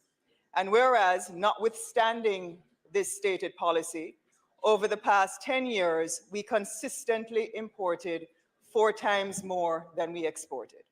And whereas our import substitution policy, which is broad-based and still being pursued today, is a dead end for several industries and has not created an export-driven economy or led to any significant export of manufactured goods despite substantial duty protection. And whereas over the past 40 years, the Jamaican economy has seen only anemic growth and per capita income has only grown marginally in real terms, while that of other countries has grown. And whereas few, if any, countries in the world have ever created true wealth for their people without developing their exports in both goods and services. Be it resolved, Madam Speaker, that this honorable House debate methods of achieving a fundamental mindset shift to structurally transform Jamaica's economy into an internationally competitive, value-added export country focusing on products and services which we can identify a global competitive advantage. And be it resolved that when we commence a process of strategic global repositioning based on a foresighting of global opportunities and a careful analysis of the goods and services in which we have or can develop a competitive advantage. And be it further resolved that Jamaica pursue strategic global repositioning not as a one-time action, but as a process of continuous innovation that fosters agility in recalibrating and improving production so as to secure a sustained and competitive advantage given the rapidly changing global and technological developments. Thank you.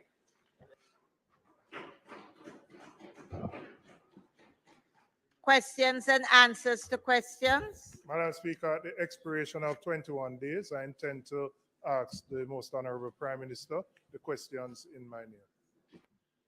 Member from St. Anne South Eastern.